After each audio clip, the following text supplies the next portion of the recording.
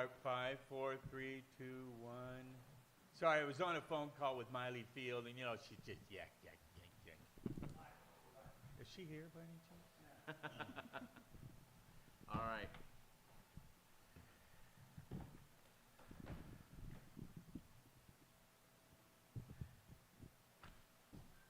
Want to lead the roll call? You want to lead the roll call? You got it. Okay. You got it. All right. Time is 6:02, and we'll get started. This is BVAC.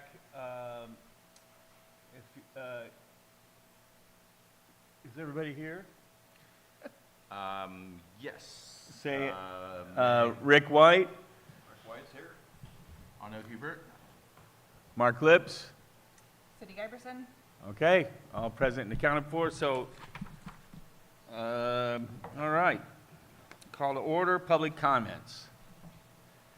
Public comment, and by the way, this is supposed to be on anything that's not on the agenda, okay? And we're going to give you 3 minutes, Margot.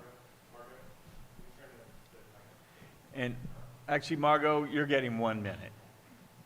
No, just kidding, just kidding. You're going to get 3 minutes, 3 minutes.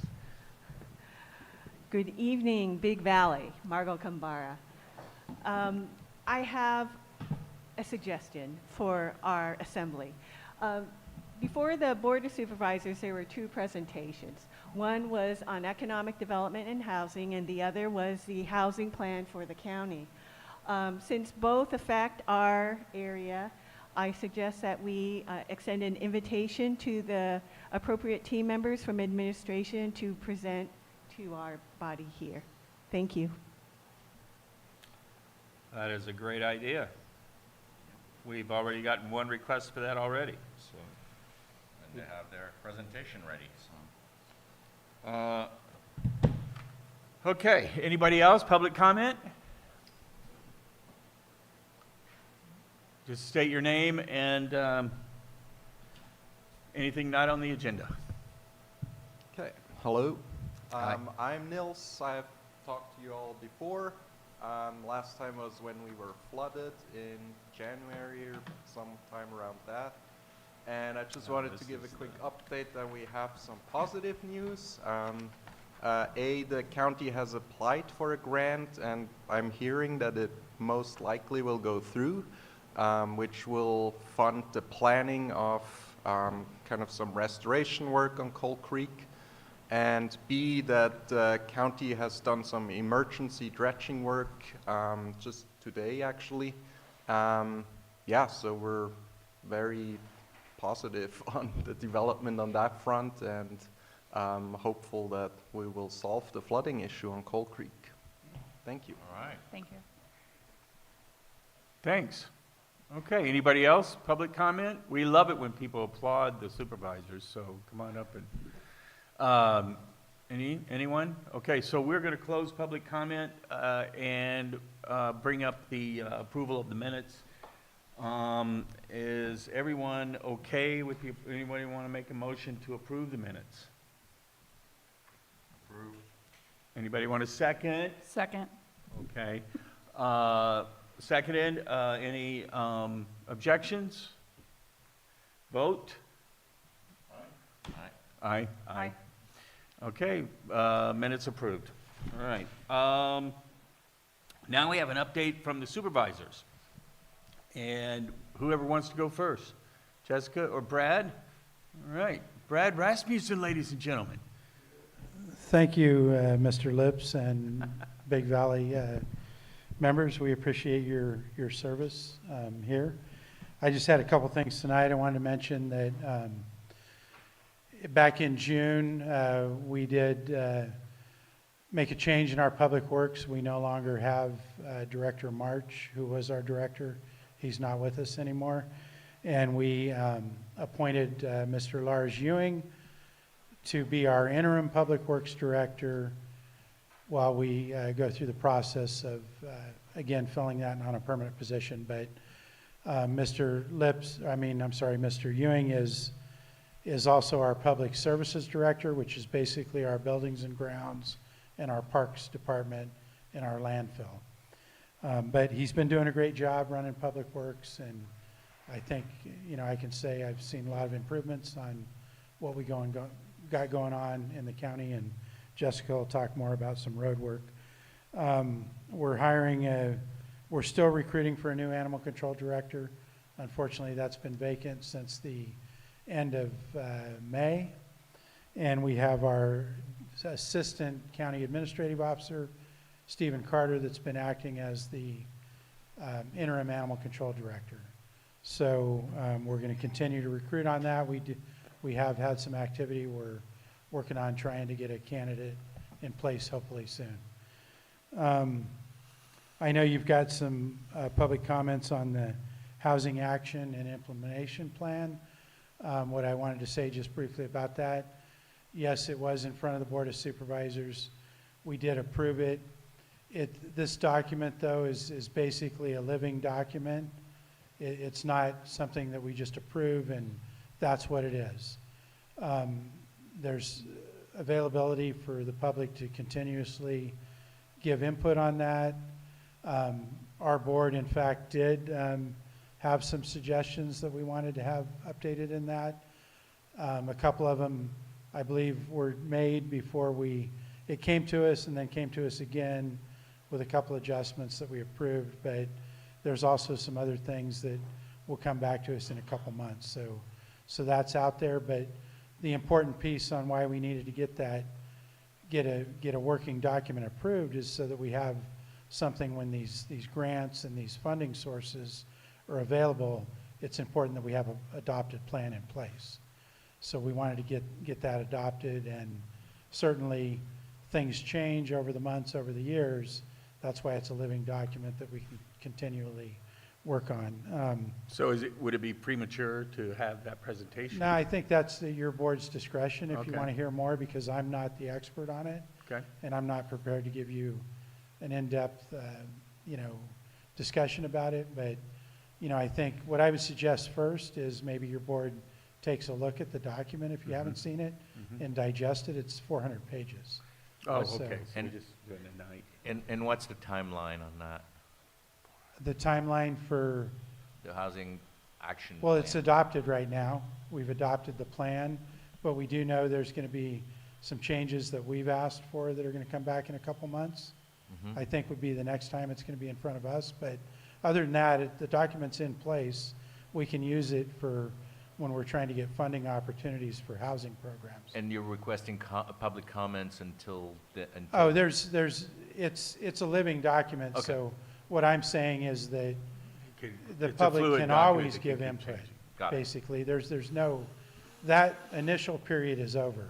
Got It went to various different councils and committees and the board, and they did all that process, but because it's a living document, the public can always give feedback.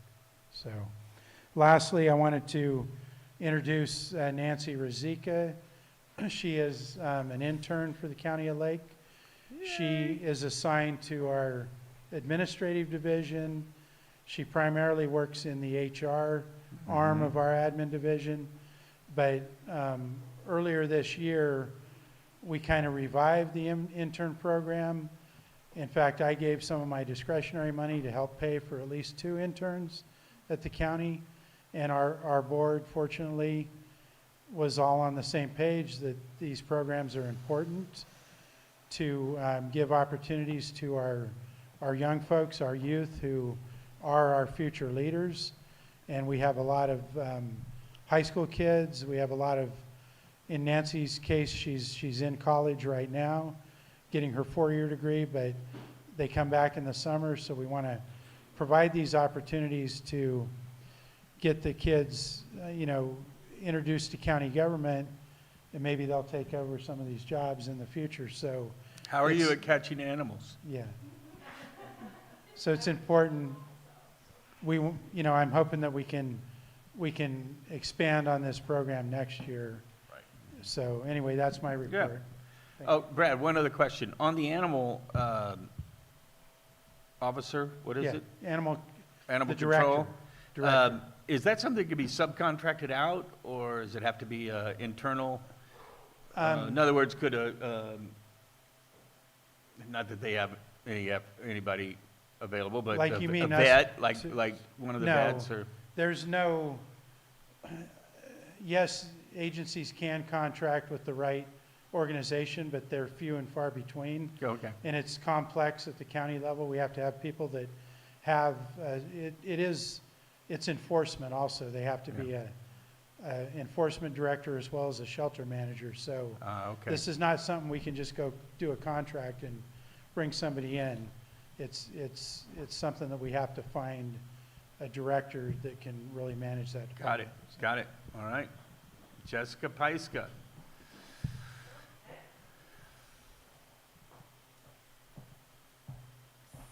So you might have noticed some road work happening around.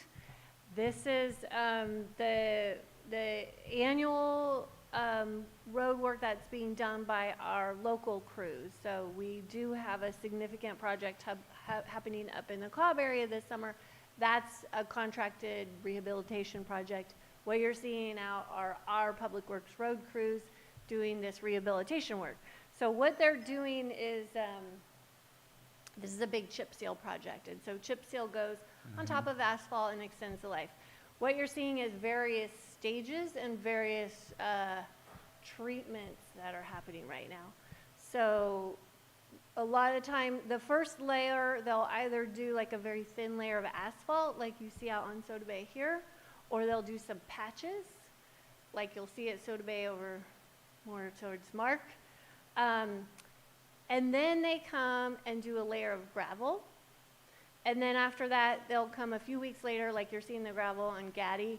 And then they'll come and do a fog seal on top, which is a black, it seals it and it looks like new asphalt. So that's what's happening all over. I've got a schedule here. So, yeah, Crookshank, Wowza, Benson, Gaddy are all happening today. I think, yeah, this is right. And then Gaddy Lane Thursday, Soda Bay Road Monday, Soda Bay Road Tuesday, Soda Bay and Point Lakeview. Then they're going to be moving over to Lower Lake. But I want to give you an update on, what, because it looks, there's a lot of different treatments out there, but essentially, they're all going to look like gravel for a couple weeks and then black with the seal. So it's a big deal. We're happy to have our crews out there. They're doing fantastic work. The Kelseyville Sidewalk project, as you all know, was delayed last summer, unfortunately. But the board approved the engineering plans last week. And so in the next couple weeks, it'll be going out to bid. And then we'll be proceeding. I do not have a timeline, but it is happening. And yeah, our new interim director is the one that got those plans all approved and set in motion. The senior center plans were approved yesterday. So it's very exciting for this renovation. If their set of plans is attached to or a very small set of the plans are attached to the agenda. But essentially, like, this all becomes the great room here, the kitchen's over here, and bathrooms are over there, and then all new windows and a new entrance along this side. So that's going to be really incredible, too, for the community. That's about a $2 million investment, too. So big things are happening in Kelseyville. And then Nils was talking about the work in Coal Creek. So if anyone drove that way 6 months out of the last year, you would have seen absolute flooding everywhere. And Nils and Karen going to their house in a canoe and stranded hitch everywhere. So the reason that happens is because Coal Creek was full of gravel and sediment and overgrown vegetation. So because we have this emergency in place for the hitch, we were able to get some work done really quickly. And so this week, we've been organizing it for several months. We have a monthly call with Water Resources, with community members, with Fish and Wildlife and other state partners to see how we can solve this problem. So this week, everyone's out doing work together, all the departments and agencies, which is really exciting. Oh my gosh, I went and saw the piles of sediment and gravel that came out of the creek today. It's a lot, it's very significant, and there's still a lot more that has to happen.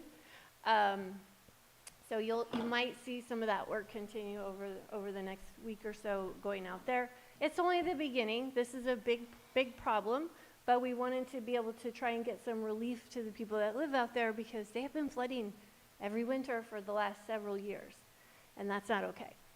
So I believe the planning grant did get approved, which again is the planning phase, so then we still have to apply for another grant for implementation. But this was a way for us to really quickly get some work done.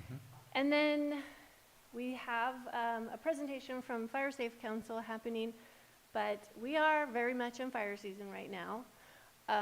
The cooler June and July that we had gave us a little bit of time. We really expected to see a much more active fire season earlier. But here we are right now. There's been a lot of fires in the last couple of weeks. I want to give a shout out to a county crew person who I don't know. I was only given a physical description of them, but they actually saw and reported the fire on Bottle Rock and went to the homes and got people out of their homes. Wow.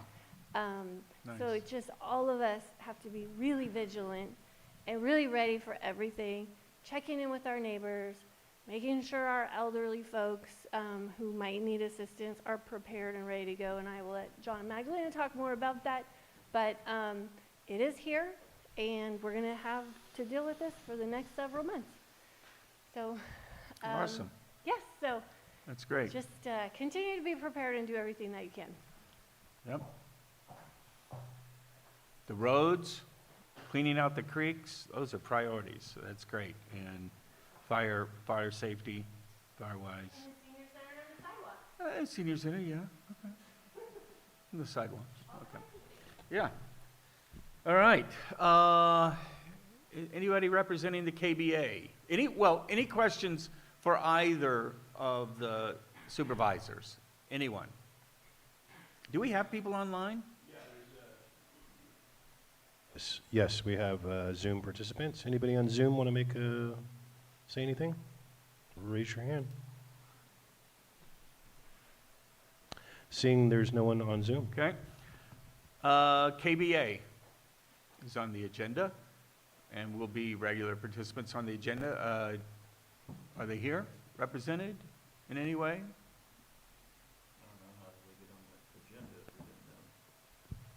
I'm seeing them right here.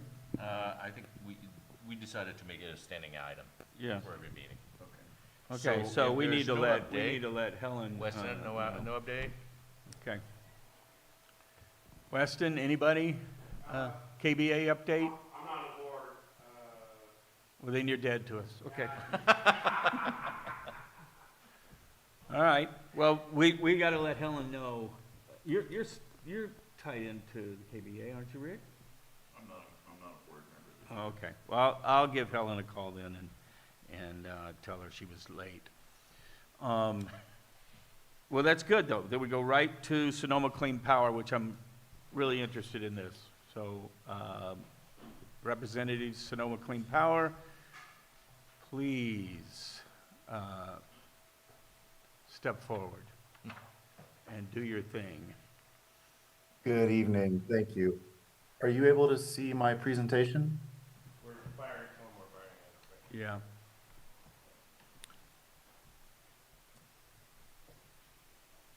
And while we're doing that, thanks for the invitation to come speak this evening, Supervisor Rasmussen and Pyska. And to be accurate, that invitation did go to our CEO, Jeff Cyphers. However, he agreed to let me come and meet with all of you this evening. Are we good on the visual? Yep. Yeah, it's just a little dim, but go ahead and Go start. ahead, we got it. Okay, all right, thank you.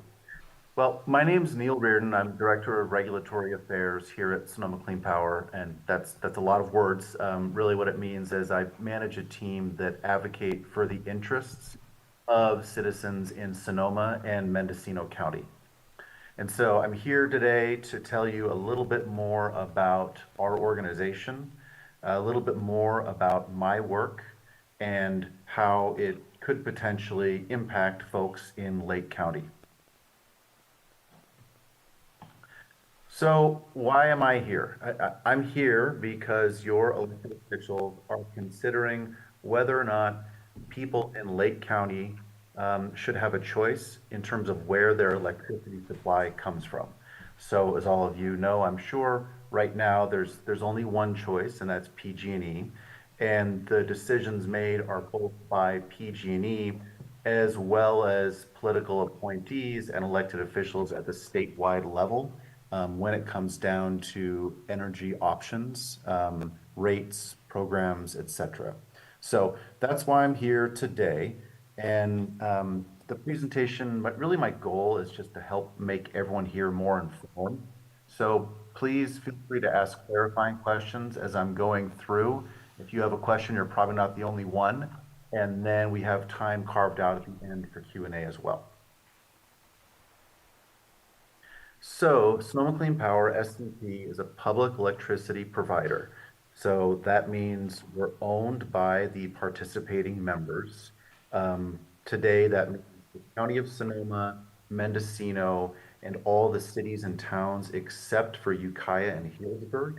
The reason for that is Ukiah and Healdsburg already had their own public electricity provider when we launched in 2014, so it wasn't necessary.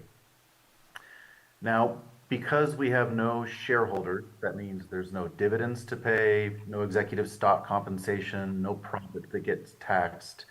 And in my mind, this gives us an important structural advantage that the for-profit utilities don't have.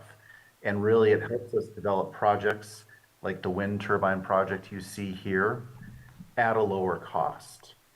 And all of our net income stays within the organization. It's not going to shareholders or anywhere externally. So that helps us offer clean energy at a competitive rate. And I'll just pause for a moment as background. The for-profit utility model it's wild. And really the way it works is they spend their way into profitability. So if a state regulator agrees that PG&E should spend $100 million to build a new power plant, PG&E gets to add 12% to that and charge $112 million and keep that $12 million for their shareholders. So of course, the more they spend, the larger amount that 12% is. And really that means their investors' interests are structurally at odds with affordability, and that's a major problem. So I won't dwell on that too much, but that's a big focus of what my team and I work on. As you'll experience, that doesn't mean I'm the smoothest talker in the room. Really what it means is when PG&E goes to a judge and asks for permission to raise rates, I'm one of the people that shows up and asks them to show their math. And we'll get more into this later, but you see here, there's no use of tax dollars. We're purely funded by electrical generation revenues. And however, we cannot guarantee that we will have lower rates than PG&E.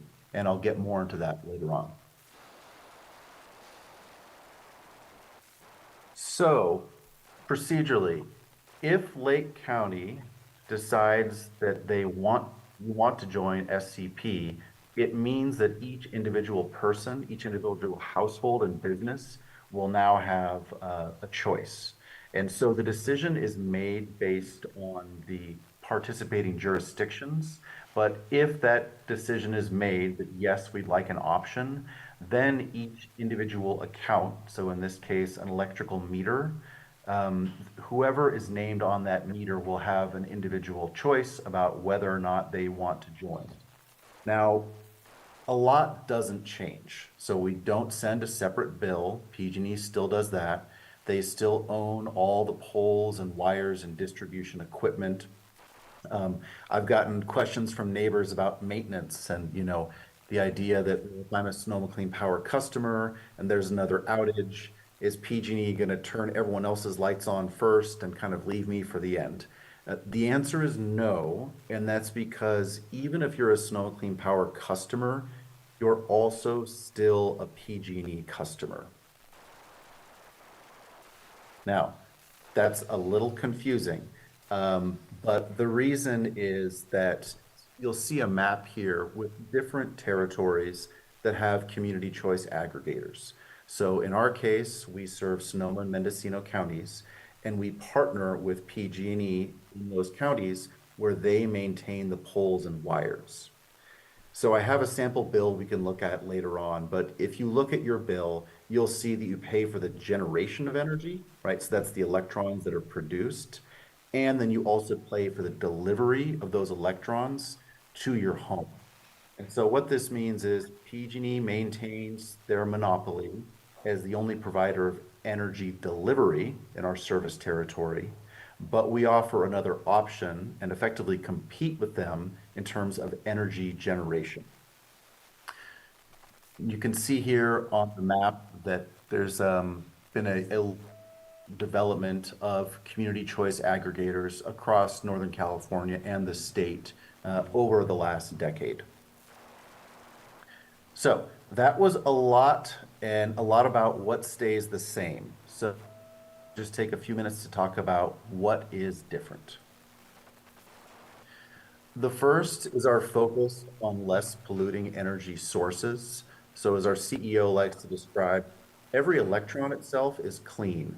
There's just different impacts and costs of how you generate that electron, whether you're burning diesel to make a turbine spin in a generator, or whether you're exposing a turbine like this out to the wind. So it's really evaluating those upstream impacts and focusing on a cleaner power supply. The second is supporting our local economy. So we'll see here, there's a ranch outside of Petaluma where I live, and the widow in the middle here wasn't able to keep working the land the way her husband was.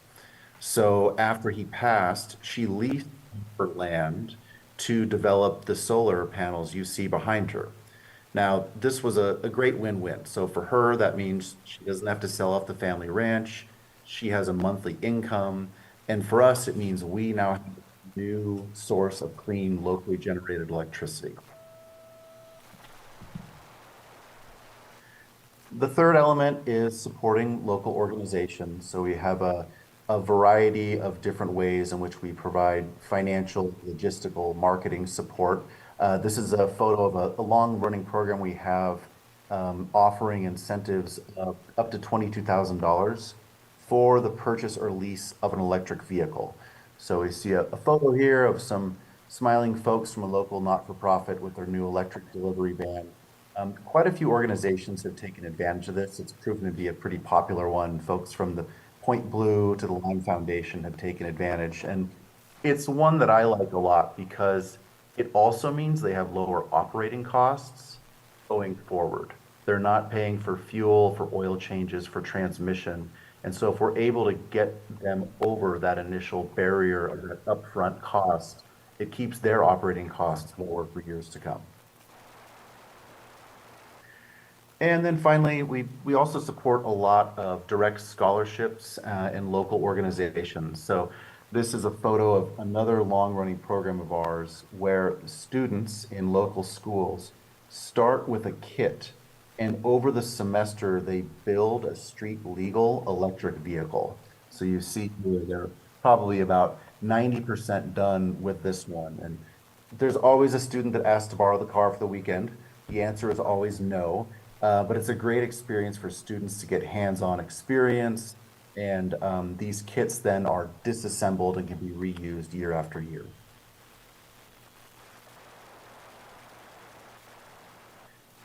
So to recap, I said earlier that not many things would change, but really what it comes down to is it's a new option for where your power generation comes from. Part of our mission is investing in less polluting sources. Another significant portion of our mission is supporting local economy, local not-for-profits and schools. And, really, I'm probably biased, but I think the work that my team does to raise the voice of citizens in Sonoma and Mendocino when statewide decisions are being made on their behalf is very important. For example, 2 years ago, the Public Utilities Commission proposed to reduce the payments that were already promised to homeowners who invested in solar on their roofs. And a lot of people were counting on these incentives when they invested in the solar system, and it didn't feel right. So in that case, we argued that the incentives, that the deal should be honored. And in that case, fortunately, the commission heard us. Now, we don't always get our way, but we do get a chance to have a seat at the table and represent our customers' interests. And finally, you'll see here, lower rates whenever possible. We're not fully in control of that, which I'll get more to in a moment. However, there are risks. So first and foremost, we cannot guarantee lower rates over any specific period of time. Also, this is a long-term commitment. So if Lake County were to join Sonoma Clean Power would now be making 20-year investments in energy sources for your businesses and residents. So it's not a decision to be made without careful thought. And appreciate all of you taking time this evening to learn a little bit more as you consider this decision. Great. Now to the rates. So when I speak with most customers about their electric bill, their top priority is that it be as low as possible. And you can see here over the past decade, the times when we were at a premium and when we were able to offer customer savings. And so in particular, I'll point out 2020 and 2021, we were more expensive than PG&E. The reason can be simply boiled down to we don't control the entire bill. And the current state law allows PG&E to charge our customers for any losses they take on a long-term contract. So going back to that business model, if the regulator approves PG&E spending the $112 million on a plant, they guarantee that PG&E is going to recoup all of that money, even if the plant is operating at a loss. So when prices are low and PG&E's plants are operating at a loss, they are able to force more of those losses on our customers.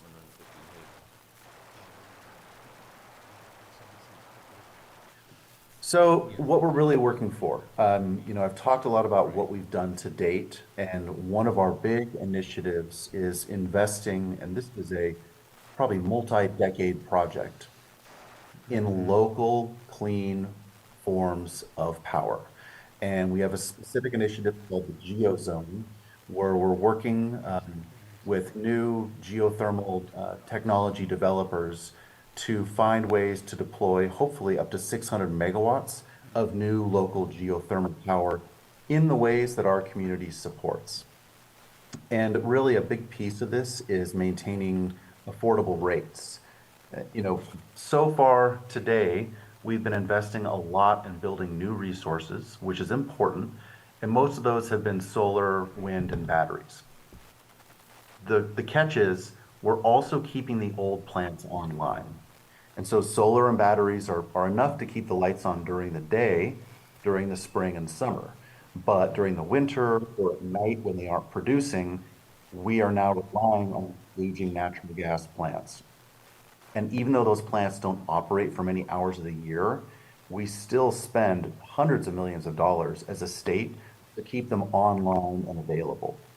So really the goal here is to get to a point where we can retire those aging old plants and replace them with geothermal, which is a great candidate because it produces energy 24/7 all around them.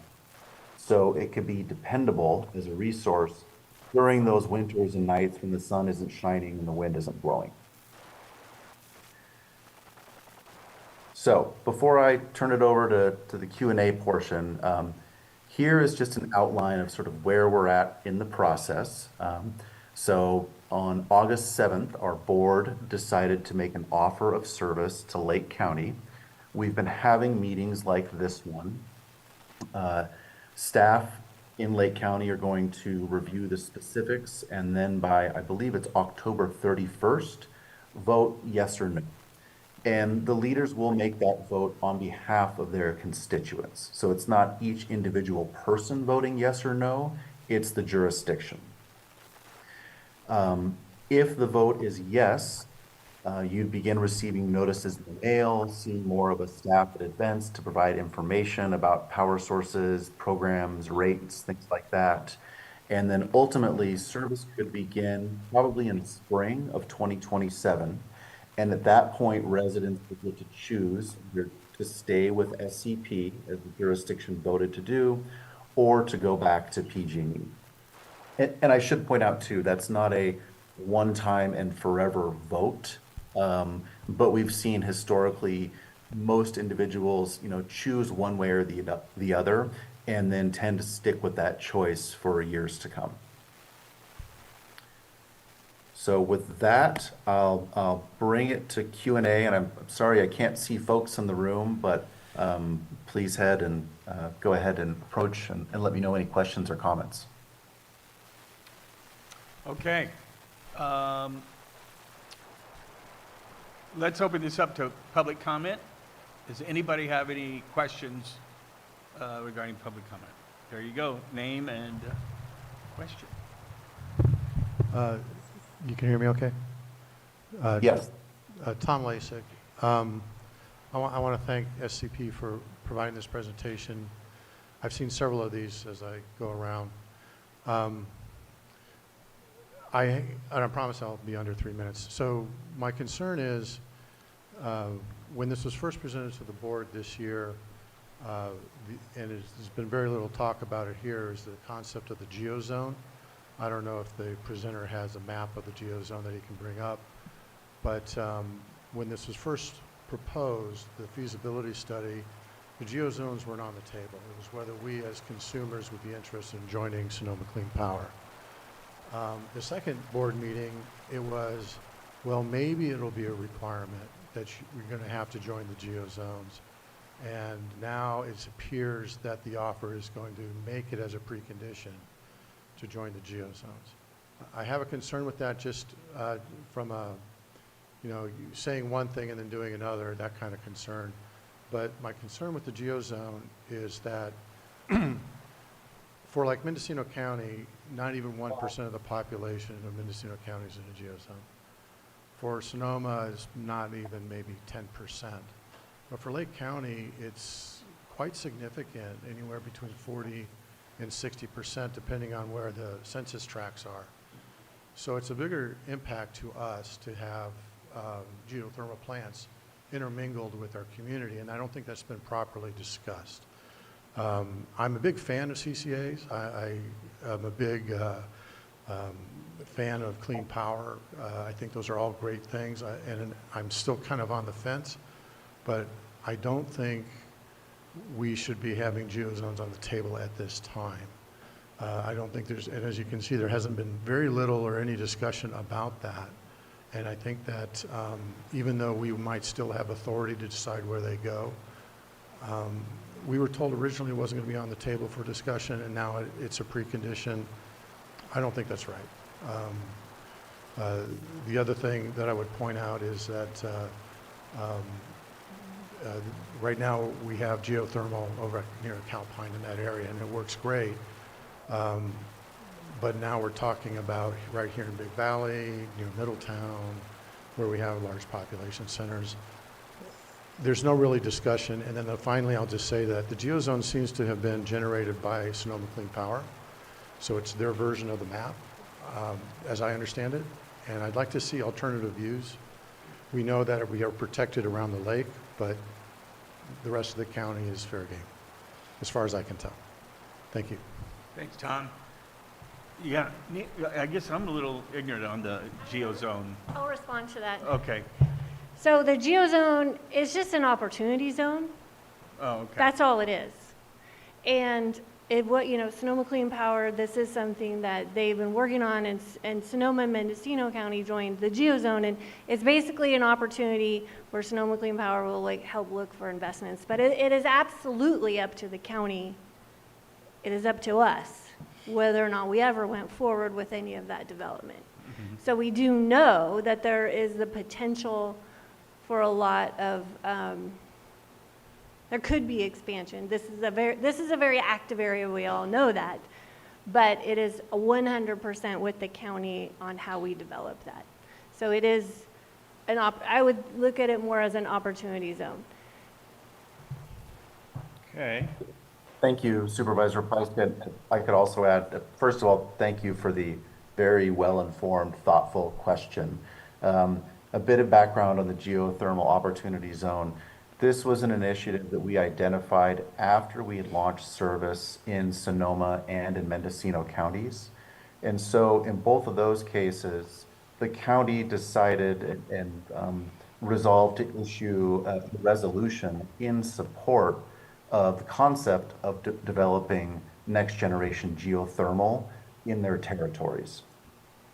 As I understand the offer made from the Sonoma Clean Power Board today, it is contingent on also supporting that same mission. And this is a really important part of the conversation because this is something that we are very focused on and committed to, guiding the development of geothermal resources in the best way possible.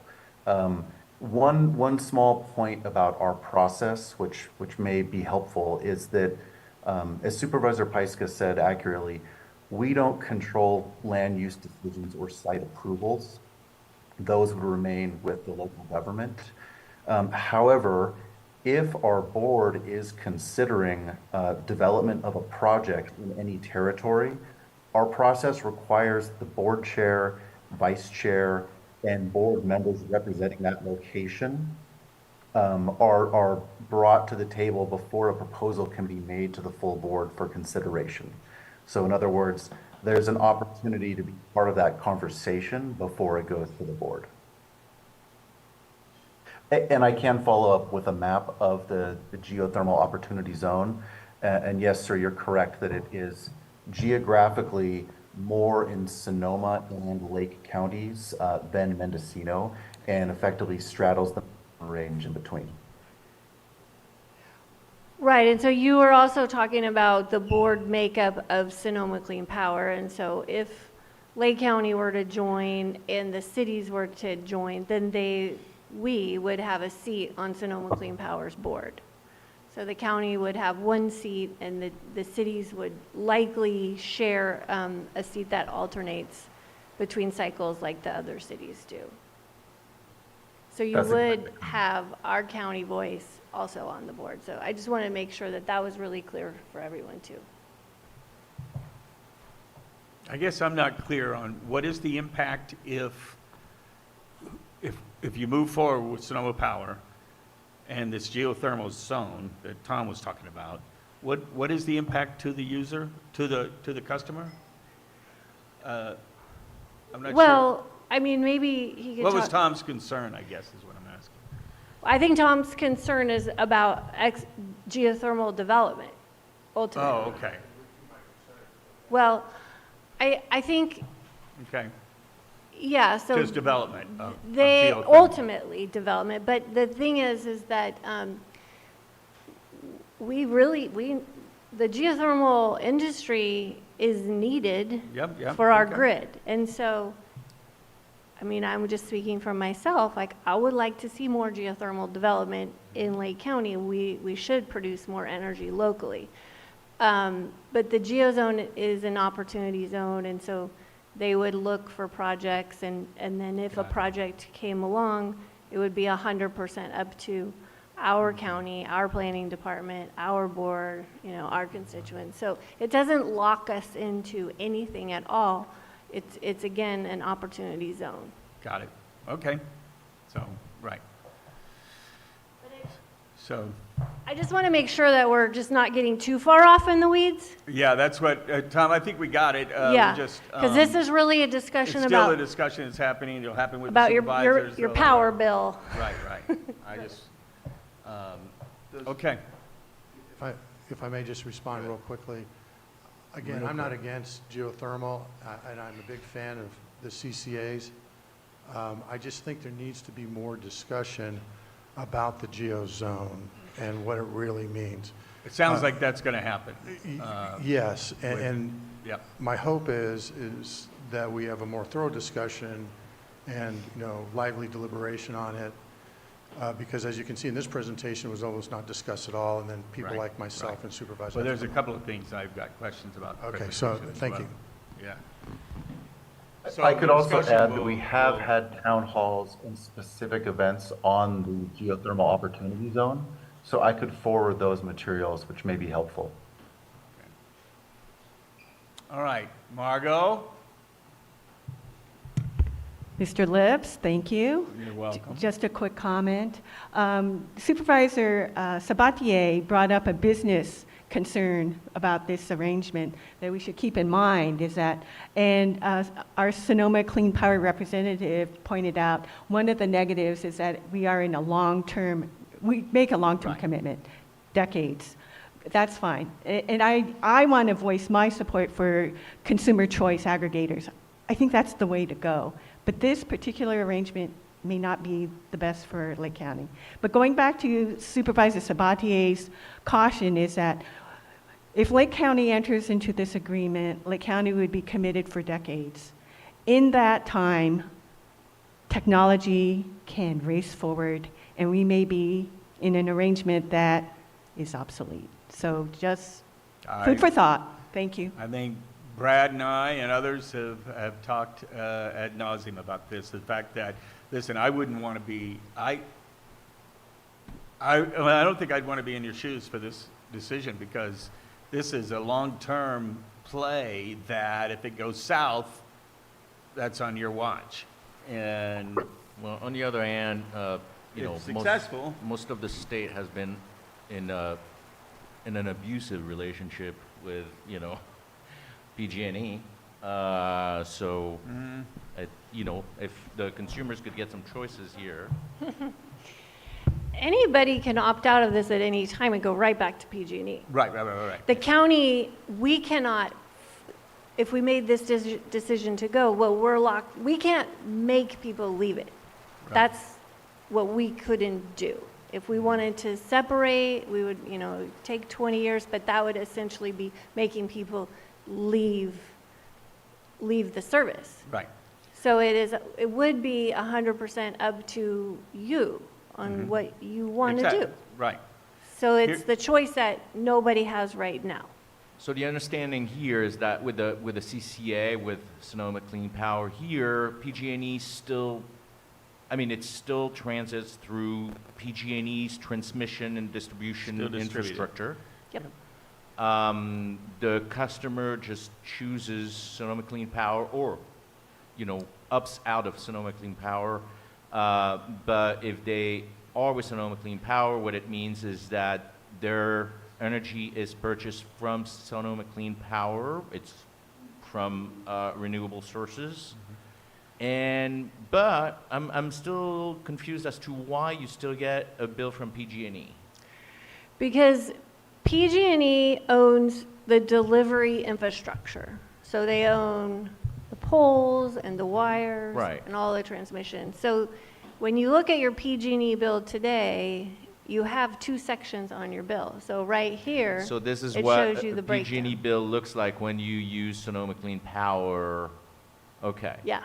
No, I'm just confused why you wouldn't get a bill from Sonoma Clean Power and they charge you, they recharge you essentially for what they, You guys can anyway. see it, right? But, whatever works. Yeah, Well- we decided it would just be confusing for customers to get separate bills. And so what you see here, the second line item, Sonoma Clean Power generation charges, every PG&E customer is going to have a generation charge. It's just, is it from a local CCA or is it from PG&E's, they call it their bundled service? potentially a dumb question, but is Sonoma Clean Power ever going to get into business of transmission of distribution? I don't see that on the horizon. There's many legal and regulatory barriers preventing that, and in continuing the monopoly that PG&E has on the distribution infrastructure. The CCA in San Francisco has been pushing and making steps in that direction. First and foremost, by effectively asking PG&E for a price to buy out their infrastructure and monopoly right to serve San Francisco. But it's not something we're actively looking at this time. Thank you. Any other questions from the group? I mean, before we get to our discussion, anybody else have any questions? And then we'll open Are it up there to any the questions in Zoom? panel. Anybody from Zoom want to ask a question? Raise your hand.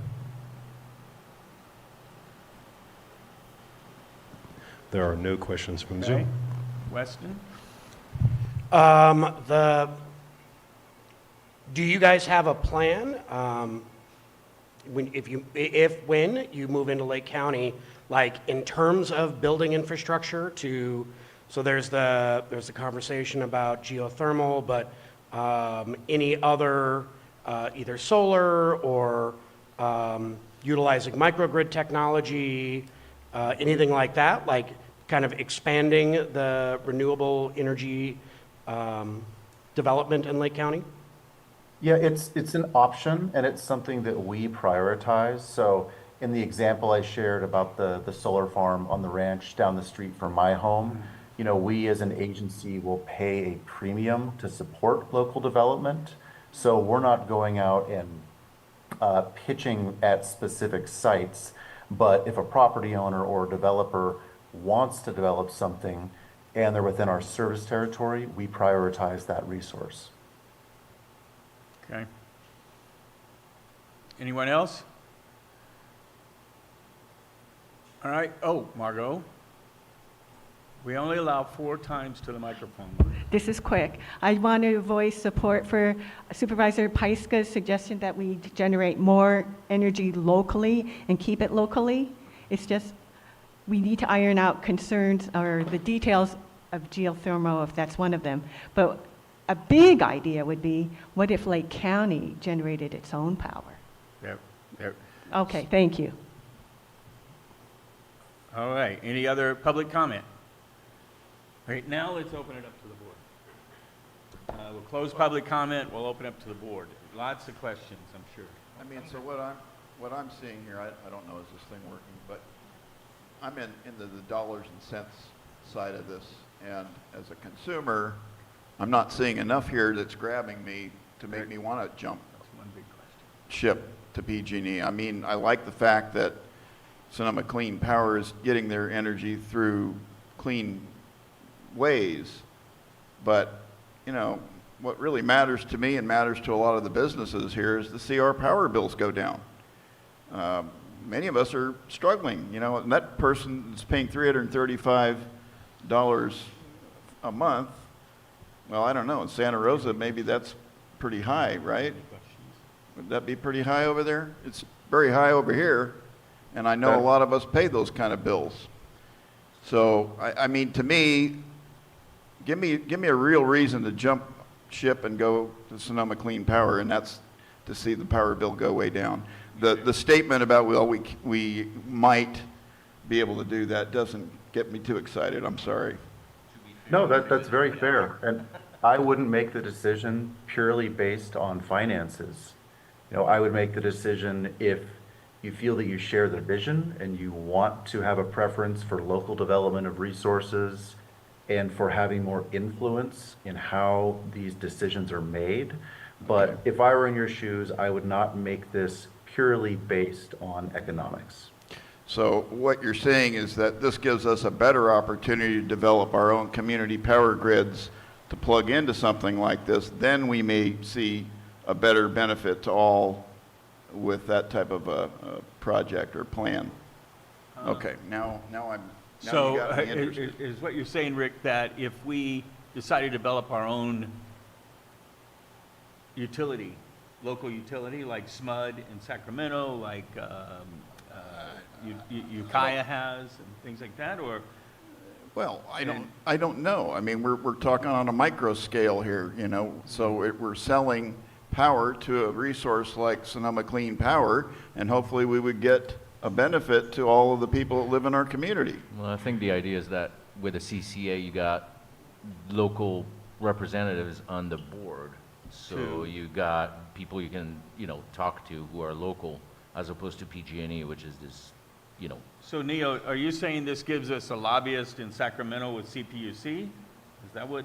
No. Yeah, we have a It lobbyist does. in Sacramento. We have a contracted lobbyist and we have a full-time staffer. I serve as our representative for our customers at the California Public Utilities Commission.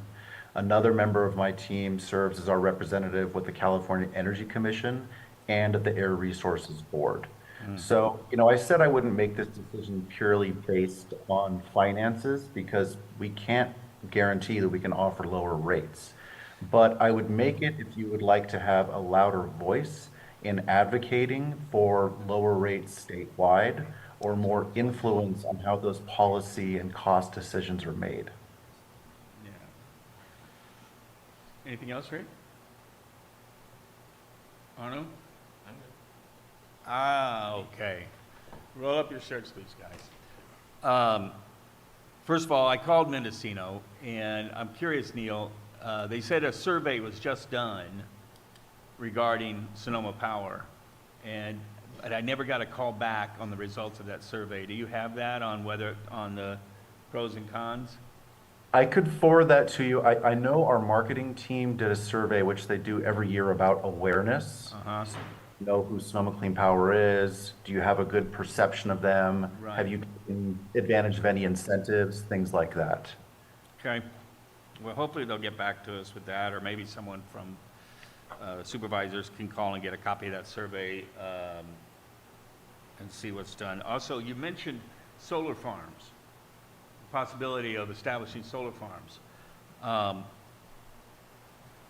That's been looked into here, and one of the big hiccups with Lake County is so much of our area is in a fire zone or a flood zone that it prohibits any build-out of solar farms. I had a big farm approach and say, Mark, we have 7 acres. Do you think we could do it? And we looked into it, the idea of it, and they said, no, you can't.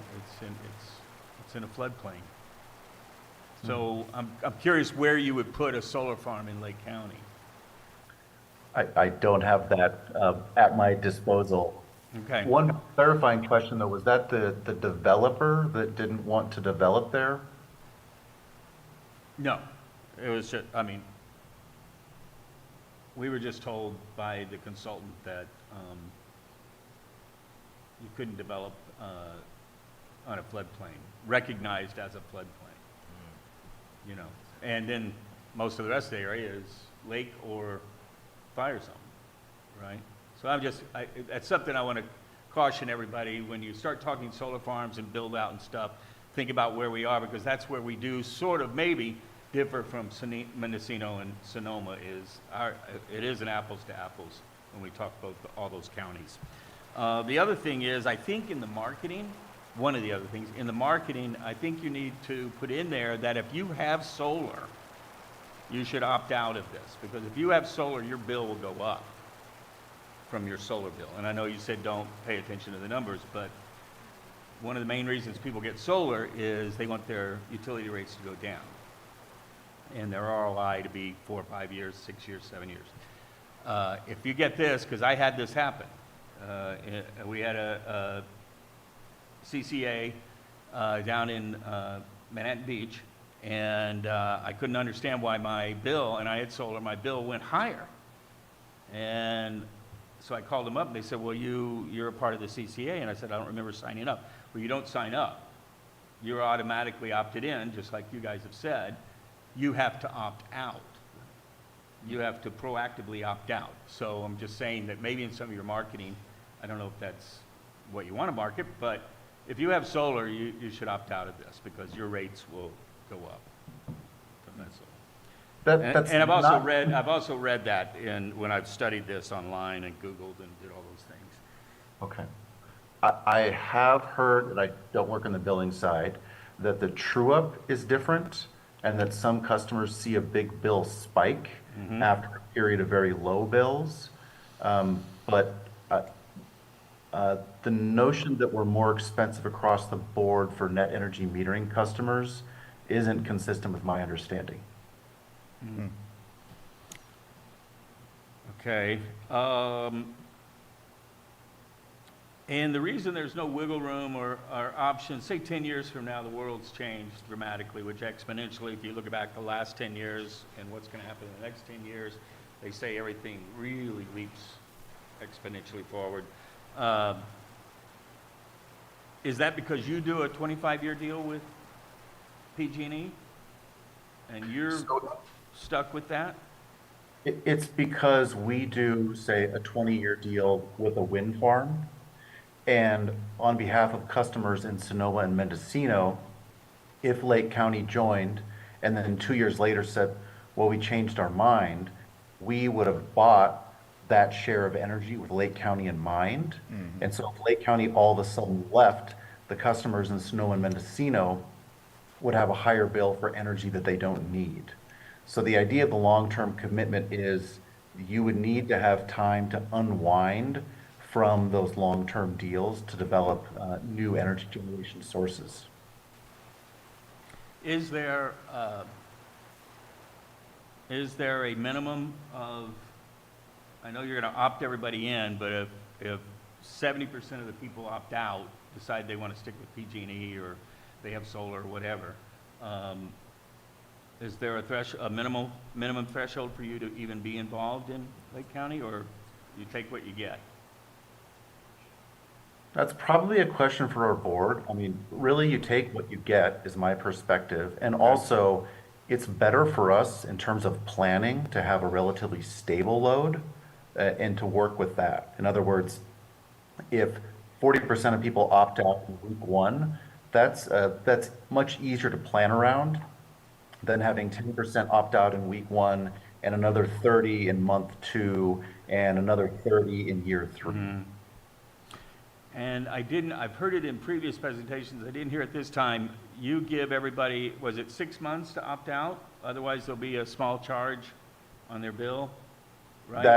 That's correct. Okay. And PG&E will charge customers to return to service return to service, after right. that period of time.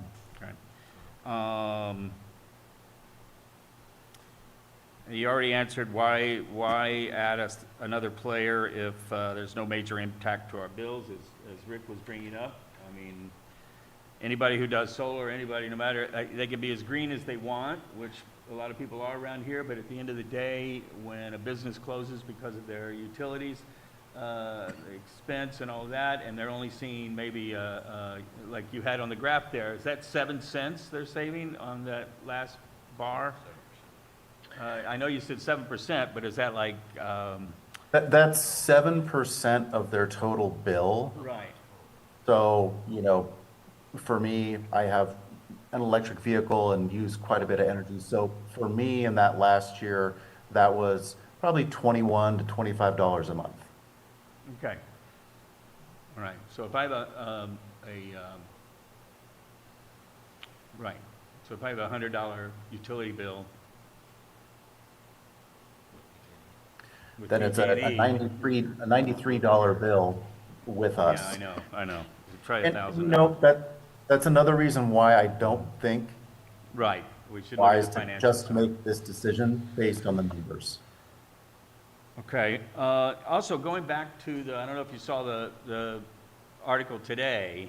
I don't remember if it was Sonoma or well, it was a state thing. The Farm Bureau. If building solar farms, the Farm Bureau was really pushing back and lobbying hard against that. So are there any other players in these markets that may rise up and say, we don't like this? Groups like that? I could check with our events team, not that I'm aware of. Okay. I would write the Farm Bureau down. That was in the news today, that they're coming out with, against this, and they're asking for people to sign up and petition against and all of that. You said the vote will be on October 31st, and if it's a yes, it starts in, did you say 2027? That's right. Yep. Okay. It's a slow rollout, and part of the reason is the California Public Utilities Commission requires that a CCA notify them a year in advance of serving load. So on January 1st of 2026, we would have to notify them that our board has made an offer, Lake County has accepted, and we're planning on rolling out service. And then the soonest we could do that would be 2027. Okay. All right. Okay. It's a big swing. It's a big swing. No question. Nothing? Nothing. How's your day? Great. Okay. All right. Well, unless there's any other questions, thank you very much for this presentation. I think the more we see these presentations, the more information comes out, the more questions can we have. So I encourage all of you that are here publicly and on Zoom, really look into this, because this is a big swing that this county may possibly take. And even though it's been, so from what I understand, successful in Mendocino and Sonoma, so there we go. Yeah, we'll make sure that presentation is online. Neil, if you could send it to us. Well, I think you guys should try, anybody here should try to go to any place where they can see this presentation and hear it from Neil direct and ask questions, because you're going to get things thinking of, you're going to be talking to people, and then you go, oh, I need to reach out to these guys and ask. Well, first of all, you can always reach out to your supervisors. You can always reach out. That's a good point. Reach out to your supervisors with questions, because they're the ones who are going to have to make this hard call by October 31st. All right? So please reach out to them with any questions. Weston? I don't know, I guess I want to put a cherry on top of this. I think it's really important, one, Neil and, yes, and for Sonoma Clean Power to be out and with the information sessions and being fully transparent. I think that's really important.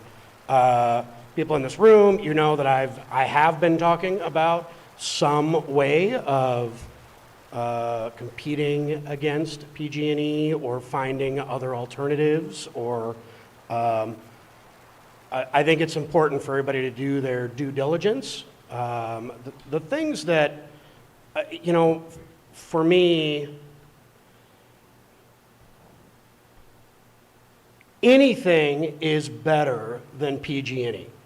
I really don't see we're expected to continue to have rate increases for who knows how long, right? We don't have the opportunity to have any representation on that. CUPC, all the stuff, right? We are at the whim of a publicly held company. I don't know if Sonoma Clean Power is the answer or not, right? Don't know, but it is the first option, right? It is worth us doing our due diligence, right? I don't know what the time frame was. I don't know, 20 years ago, 30 years ago. I don't know what the time frame was. I hear people talking about it, right? When the geysers and Calpine, when Lake County had the opportunity to be a part of that cooperative, or whatever that was, right? And in our, at that moment, we turned that down. And we have been, the counties around us have all prospered. We have not. So I would, as we do our due diligence, to understand, at the end of the day, this really doesn't affect me, right? It will probably affect my kids, but it's definitely going to affect my grandkids, right? To give them some kind of opportunity and some hope in Lake County, right? That we're doing something and we're doing our due diligence. Again, super important, but let's not just pish-posh things just for the sake of we don't want change, right? Just because we don't want change. So that would be my parting 2 cents. Okay, thank you. Well, I think we've got to keep asking questions, though, because that's the way you learn things, so, We have a question from Zoom. okay? Angelo, go ahead and ask your question. Thank you, everyone.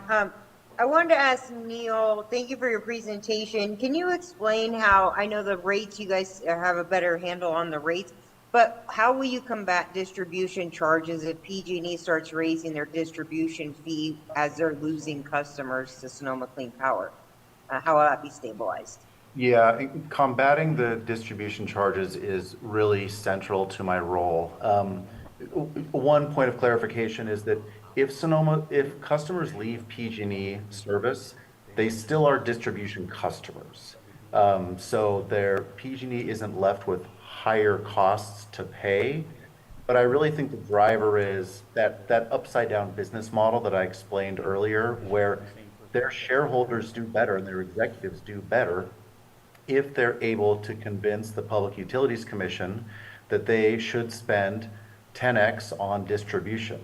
And that also means when they're looking at solutions, they're rewarded financially by investing in the most expensive one and not by evaluating things like, could we use a microgrid in lieu of an extensively long distribution line to serve one customer? So I think that's really the core of the challenge and something my team spends a lot of time working on.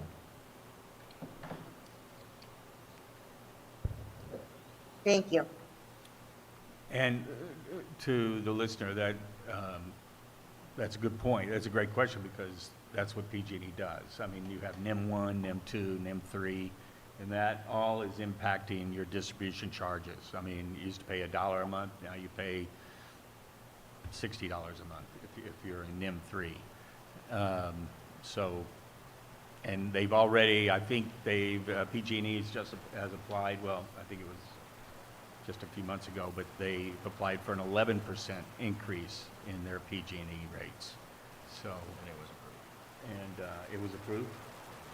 Yeah, so, yes, it was. All right, any other, okay, I think that's it, okay? I Unless I you do have a have question. another comment about this, because we are an advisory council. This isn't a decision that's very important, and I think that the board is going to be looking to us to give them some recommendation. Now, for us to do that, we need far better participation from the community on this issue. And the only way to do that, I think, is to get out and start educating the community on what are these choices and how do I make this decision?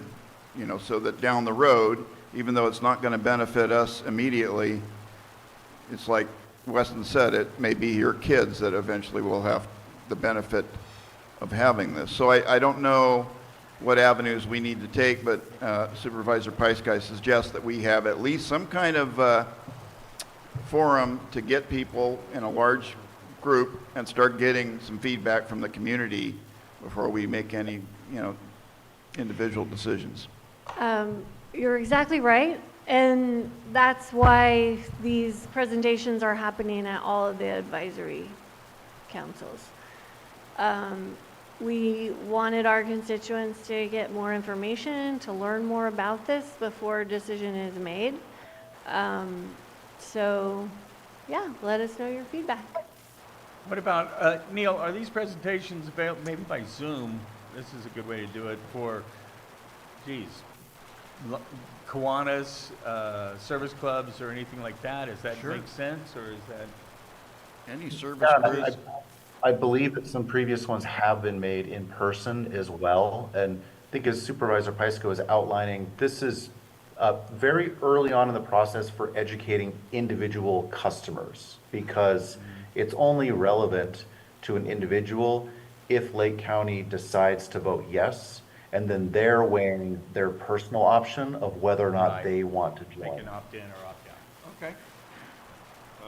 That's really the game right there. It's just, if you want in, you want in. If you don't want Right, I in, mean, stay out. today, we don't have a choice. Right. If we do this, At least you got something. we have, like Rick was saying, we could see a minor drop.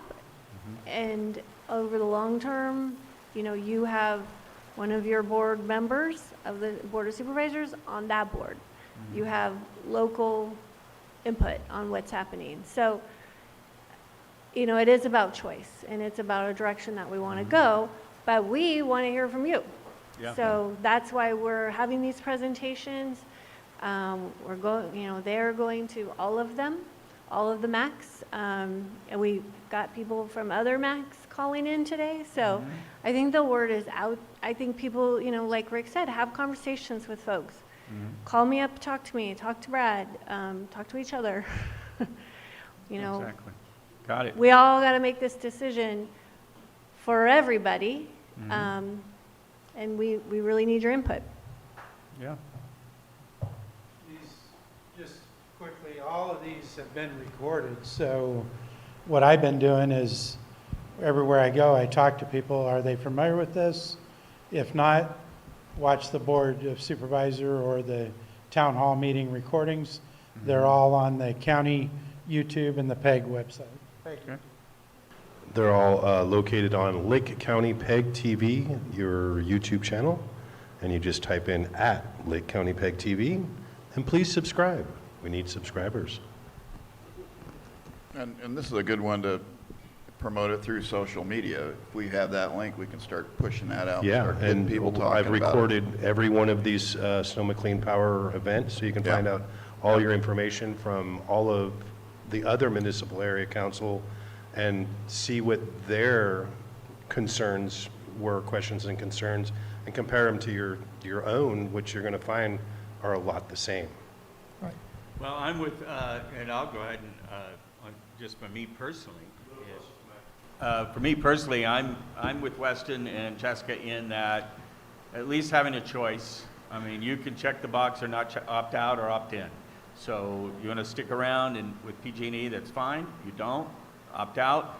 I think the geothermal thing is going to continue to grow and build and develop. And to Weston's point, I think, hey, doing something is better than nothing.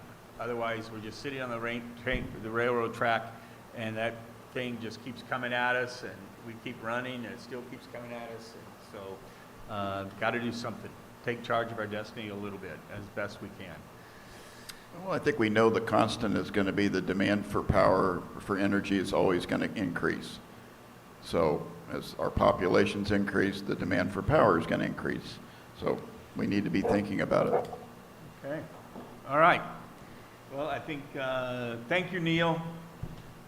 We'll close this, and as they said, you can find copies of these presentations on the YouTube. Arnold, you probably, I'll put something, yeah. you'll put something together Facebook. too, Yeah. and we'll go from there. So, all right, what's going on? Thank you. So let's close that. Let's bring in, God, I can't read. Firewise. And I vote for it.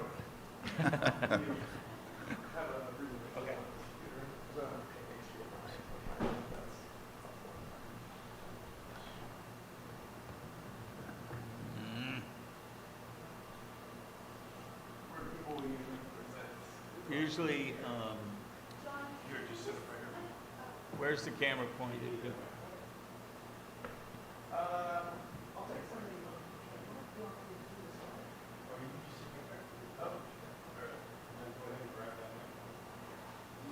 Well, can you see him from there?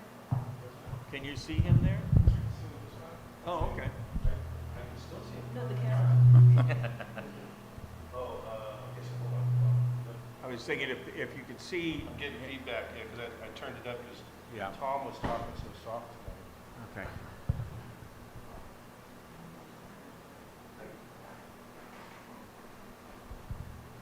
Hey folks, I wasn't expecting to be able to sit during my presentation. Kind of nice. Great to meet everyone. My name is John Vandervoort. Worth calling out and making note of at the top here. sitting on the other side of the table? I can do that. I can get you with the camera. No worries. Thank you. As you can probably tell, I did recently lose my voice, so I hope that is not too distracting, and apologies if I make more water breaks throughout the presentation than I normally might. Wow. It's nice over here too. All right. So once again, my name is John Vandervoort. I'm the Conservation Program Manager with the Lake County Resource Conservation District. I will note that the Lake County Resource Conservation District is a non-regulatory special district of the state of California. We serve exactly the jurisdiction of the County of Lake. We have a number of programs all focused around addressing natural resource concerns within the County of Lake. One of those programs being our administration of the Lake County Fire Safe Council. Now, this is a lot of words. I will note that the Fire Safe Council primarily serves as a coordinating entity and a coordinating body to all of the residents within the County of Lake. And we do that through a number of ways. We primarily seek to coordinate efforts and coordinate and standardize messaging as it relates to wildfire risk and addressing wildfire resilience within the County of Lake. And we do that through engaging and coordinating all partners who are actively engaged in work related to wildfire resilience and establishing wildfire resilience within the county. And we also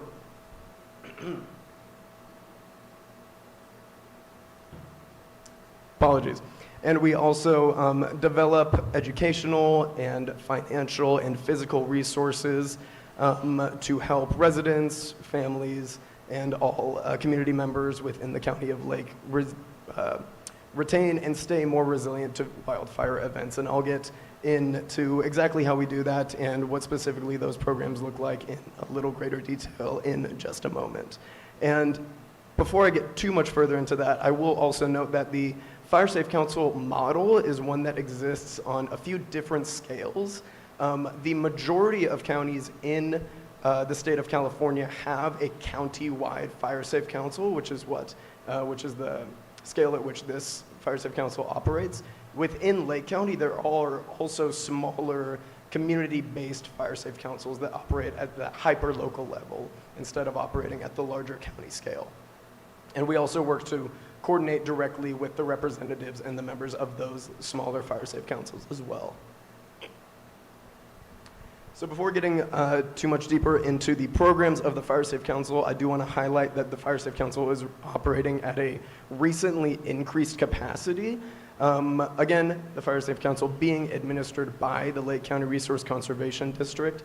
The Resource Conservation District in the past year has increased its staff capacity pretty significantly, going from about 2.5 full-time staff members to going up to now 13 full-time staff members. And a lot of that staff capacity is going directly to supporting the programmatic activity of the Fire Safe Council itself.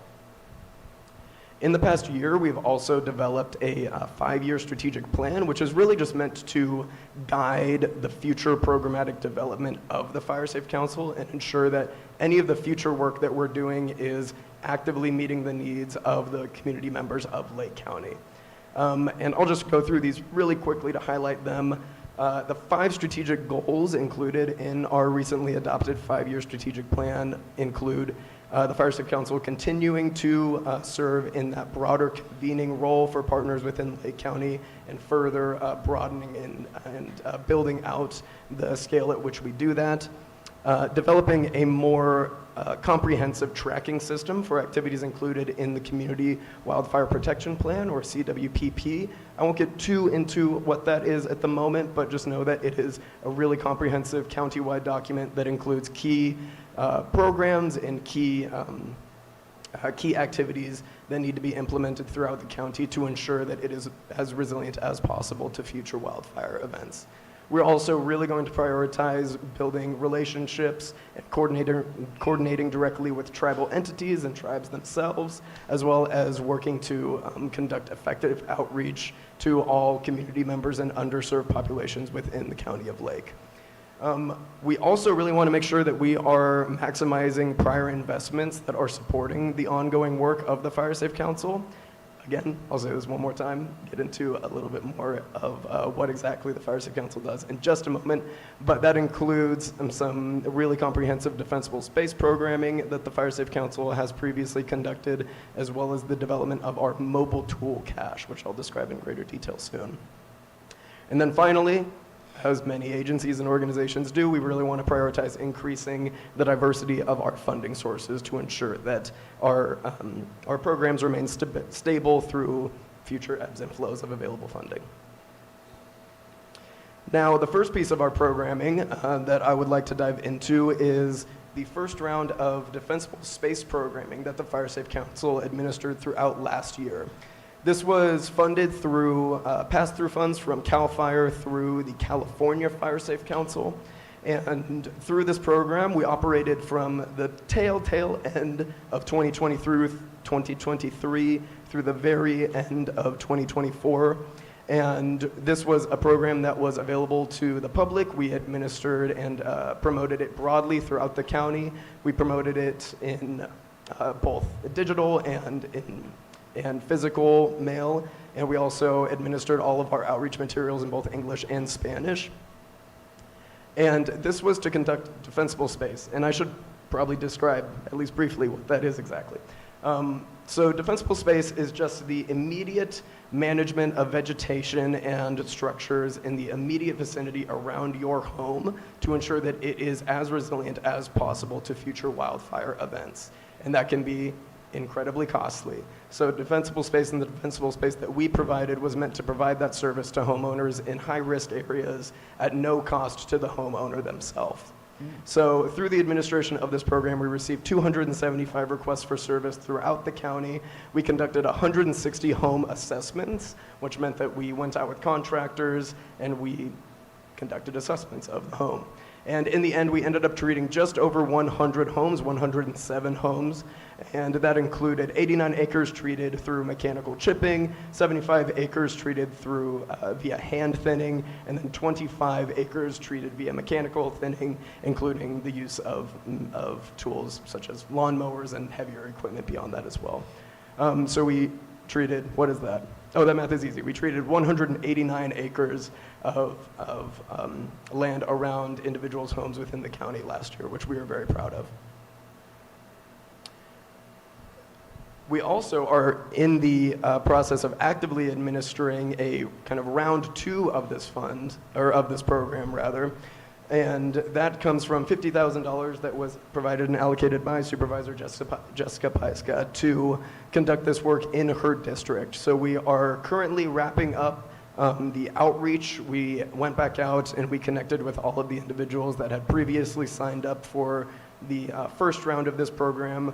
We reached back out to them, determining that they were still in need of service, and we're actively coordinating with them to develop our finalized list of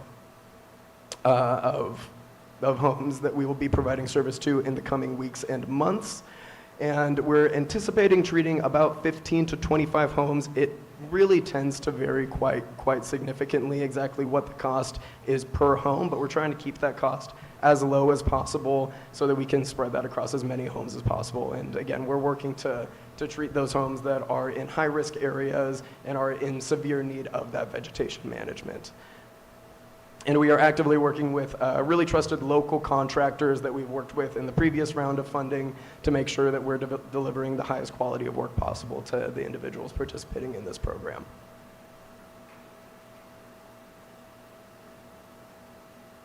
Yeah. Well, I was going to do that at the end, but I might as well do it now.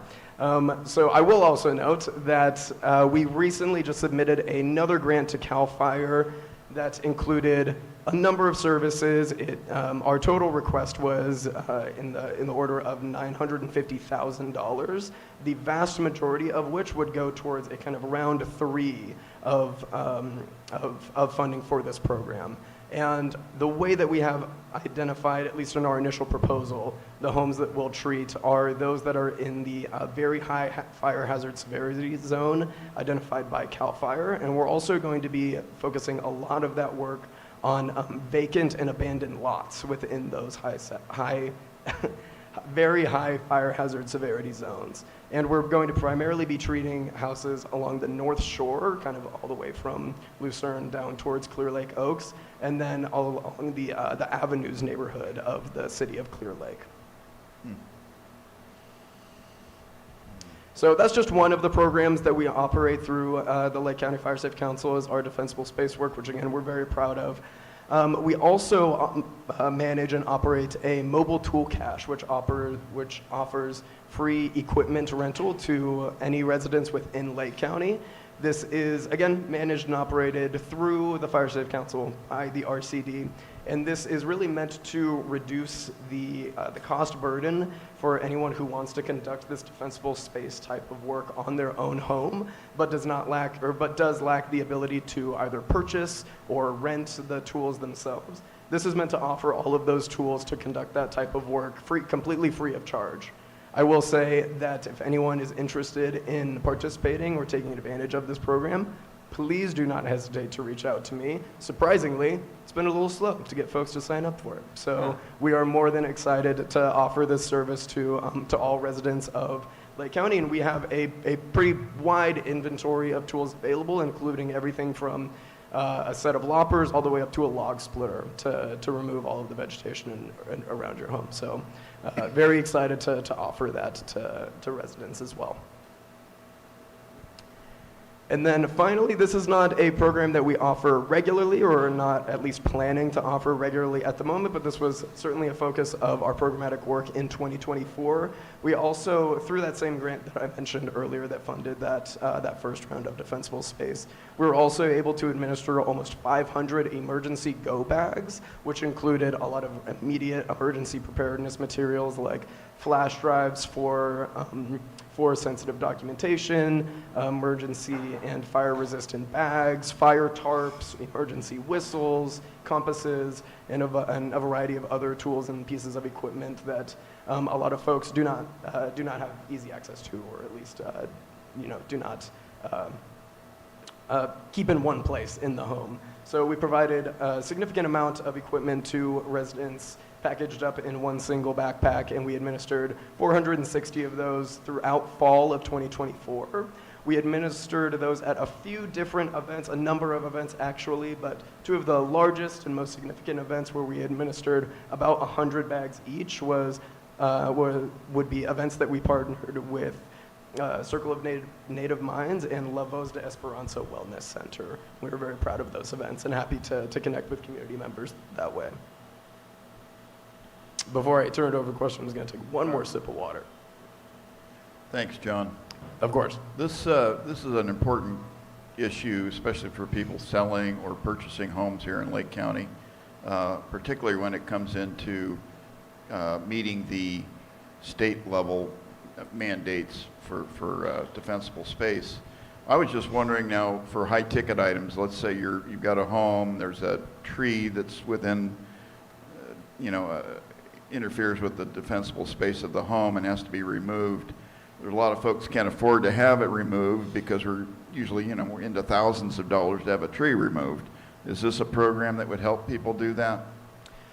It does, it depends it varies pretty significantly, I would say. And I guess I should have spent some more time talking about the specifics of defensible space, but there are a lot of options regarding, large trees that are in very close proximity to houses. It can include trimming and lopping certain parts of the tree up to a certain distance to make sure that that is wildfire resilient, and then that abides by a lot of the CAL FIRE standards for what constitutes defensible space.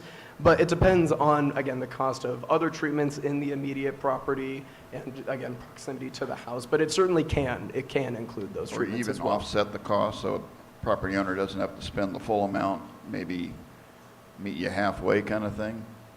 The RCD, not through the Fire Safe Council, operates a number of kind of cost share programs meant to support landowners conducting that work on their own property. So we haven't used the defensible space program specifically for that type of work, but I would at least know where to point them if that was what they were interested. Yeah. So you would be somebody I could send a client to talk about it, or maybe you send them in another direction? We certainly that- have some programs available Okay. to the public and to landowners that I think would pretty directly address the issues that you're identifying, yeah. I had a question. How are these programs being communicated throughout the community? What outreach are you doing outside of these meetings to try and get the word out about these programs? We are attending as many meetings like this as possible. We also rely a lot on some close community partners, some of which are in this room, to get the word out to their constituents. The Fire Safe Council model also relies pretty significantly on FireWise communities, which I will tee up to Magdalena in just a moment, but we have identified kind of community leaders that serve very specific neighborhoods that we really, really rely on to distribute that level of communication. And then we also have social media channels. We have, I don't know if anyone's seen, we have a bus ad out for our mobile tool cache at the moment, which we are very excited about. I haven't seen it yet, in person at least, but I've been keeping an eye out for it. So we're trying to make these, we're trying to elevate and make these programs as publicly known as possible through a number of channels. Have you considered reaching out through some of maybe like middle schools and high schools and engaging our youth in FireWise and fire safety? Youth engagement has been top of mind for us for a while. It's been something that we're very interested in, although I will fully admit it's not something that we have made much movement on to date, but it's something that we're very interested in. I think it's something that community partners definitely want from us, so it's top of mind for sure. But unfortunately, we've done little to this point, but hope to soon. Appreciate it. Yeah, definitely encourage you to reach out to our young people. As a young person myself, I was involved in first safety or fire safety as a high schooler and in college, so I definitely encourage you to reach out to local high schools and community colleges. And then one other question for you. Do you all provide resources, whether it be through your website or social media, on how to create your own fire preparedness or emergency preparedness bag? Yes, I will. I can also follow up with a direct link for our website, but the Fire Safe Council, the Lake County Fire Safe Council website includes links and directs folks to a lot of publicly available resources for exactly what you're talking about. Perfect. Thank you, and thank you for your time today. Of course. Maybe I'll turn over this way now. Any questions from that side? We beat you to it. Here, Wes. Oh, I'm holding it. Just a quick question. Have you guys partnered with Terra at all? Yes, we've partnered with Terra on a number of projects. We consider them a pretty close partner of ours, and we're always looking and identifying opportunities to work more closely with them. Yeah, and we're very grateful for their partnership and lucky to have them as such close collaborators. Yeah, we can share. No, I just want to thank for the presentation and also for District 5 of Paiska and Cobb. Going around the county, it's clear that they are way ahead of a lot of other communities in Lake County, and they deserve a lot of credit for all the work they've done. Where I live, my big challenge is that we have a lot of absentee landowners. So getting a fire safe council and trying to build a community is quite a challenge. And I was just going to ask, what kind of challenges are you seeing as was asked by the board, to get the word out? Because I think this is a really important grassroots function to get these fire safe councils and these communities together. It's a struggle. For me to find 7 or 8 people, I have to go to like a 12 square mile area, and that's not really feasible. Yeah, I appreciate you saying that. I think that we're working to make our programs as publicly available as possible, and we're working to stretch them as far as possible, but funding is also limited for this type of work, and it's a hyper-competitive field currently to support this type of work. So we're working to address it and make these programs as available as possible.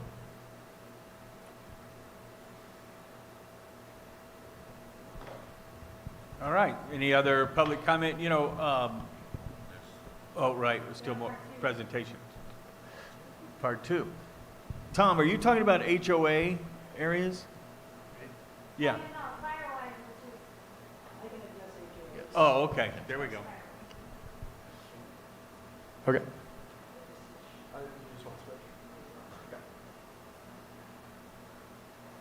Oh, and then here's my email. In case anyone wants to get in contact, please don't hesitate to reach out.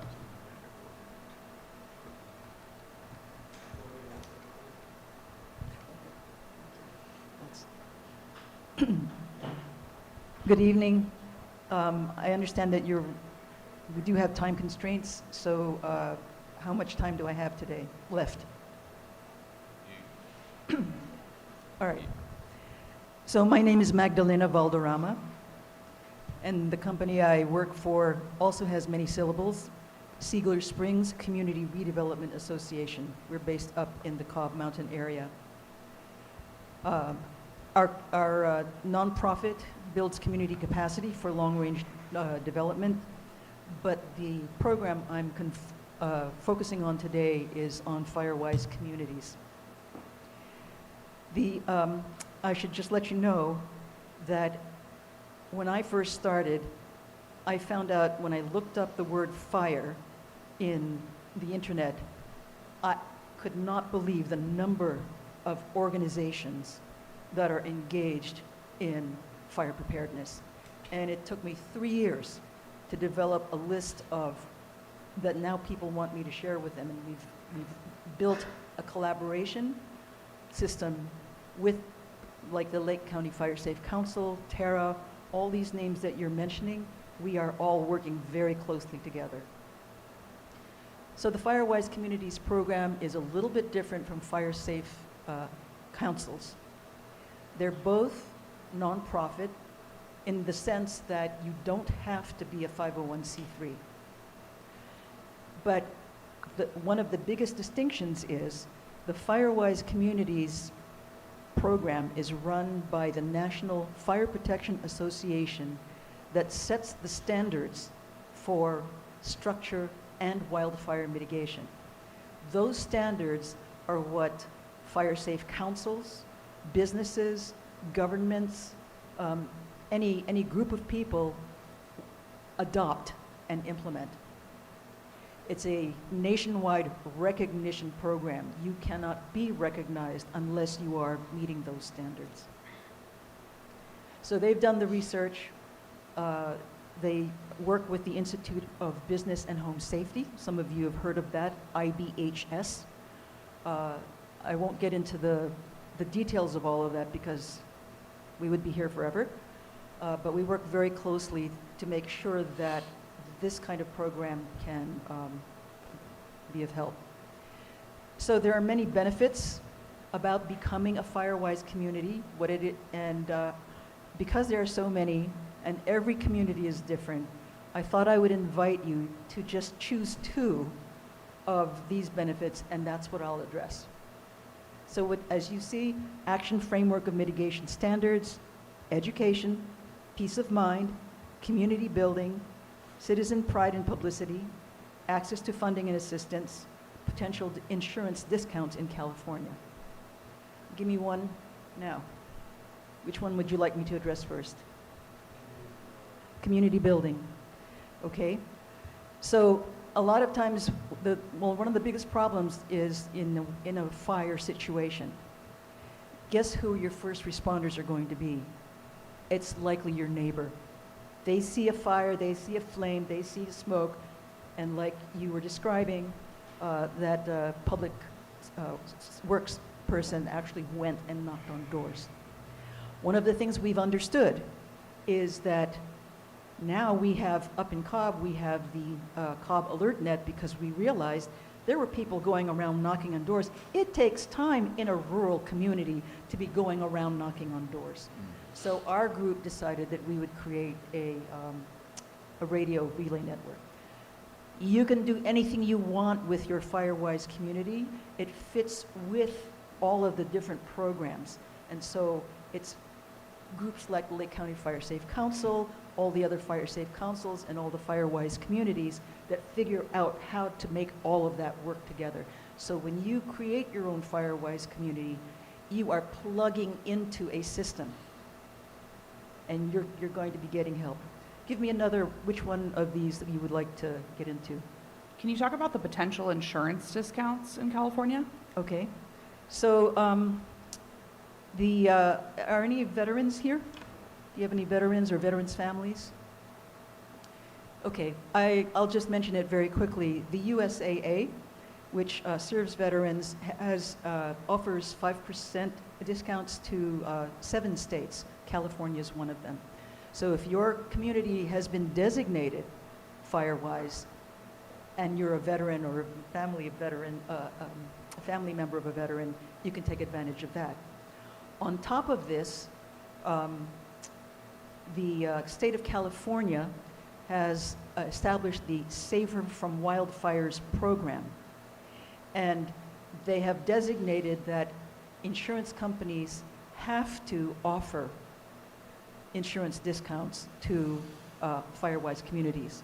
There are other kinds of fire safe designations for communities, like a city can be one, but that's a different, it's not a FireWise program, it's a communities at risk. I forget what there's a technical term for that.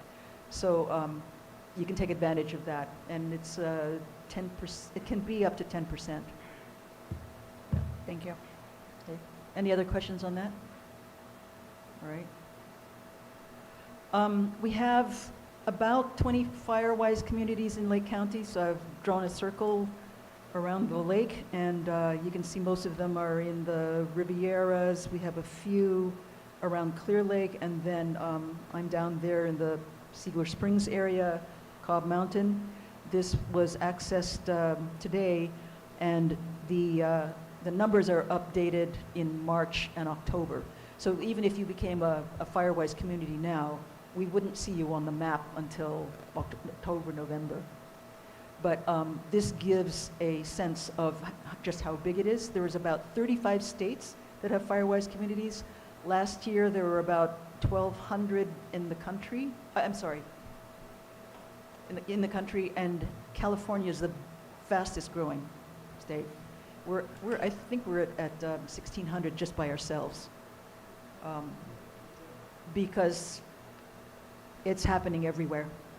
And if you're in an urban area, as you may have heard, it doesn't prevent fire from entering your area. We get a lot of support. CAL FIRE has an agreement now with the National Fire Protection Association to, they established 3-year action plans. So normally, you would have to set up a 5-year action plan, but in California, we do it at every 3 years. You are in charge of your action plan. No one is going to tell you what to do. And we'll get into what it takes to become a FireWise community. But as you can see here, there's a lot of support. And I am one of 2 community regional coordinators for FireWise in our county. So I do a lot of work with everything that's outside the Rivieras, basically.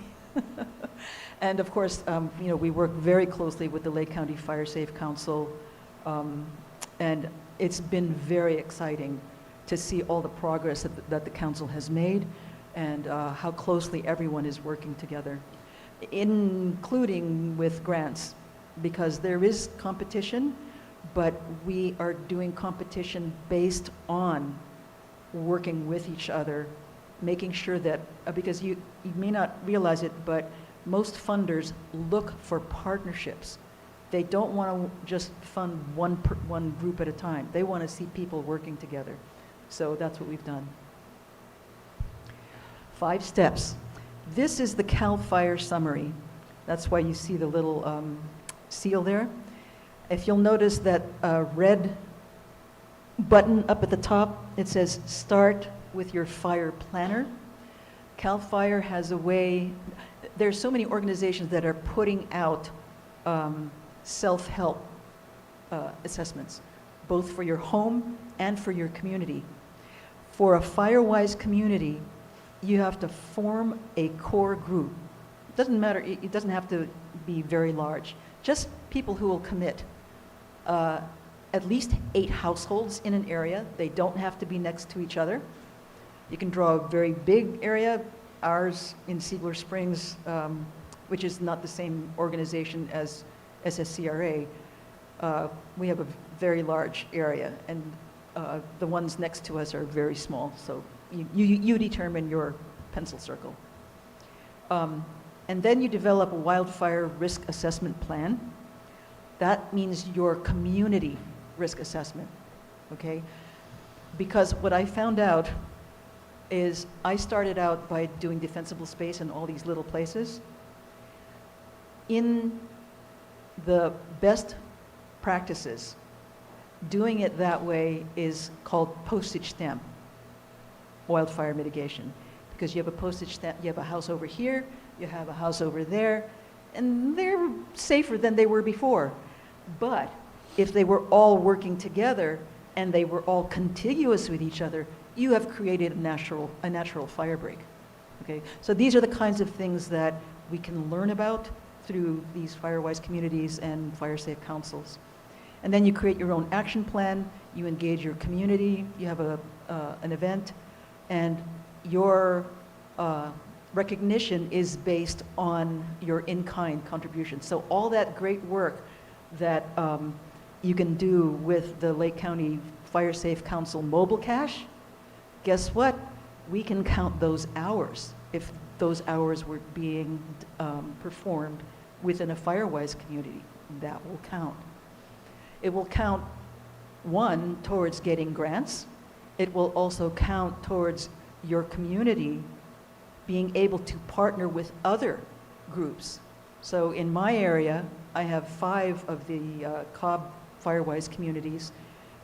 As a nonprofit, we can offer them fiscal sponsorship, and I gather them together and I say, let's learn how to speak grant. And then we figure out our shovel-ready projects. It's another phrase I learned, shovel-ready projects, because that's what a grantor wants to hear.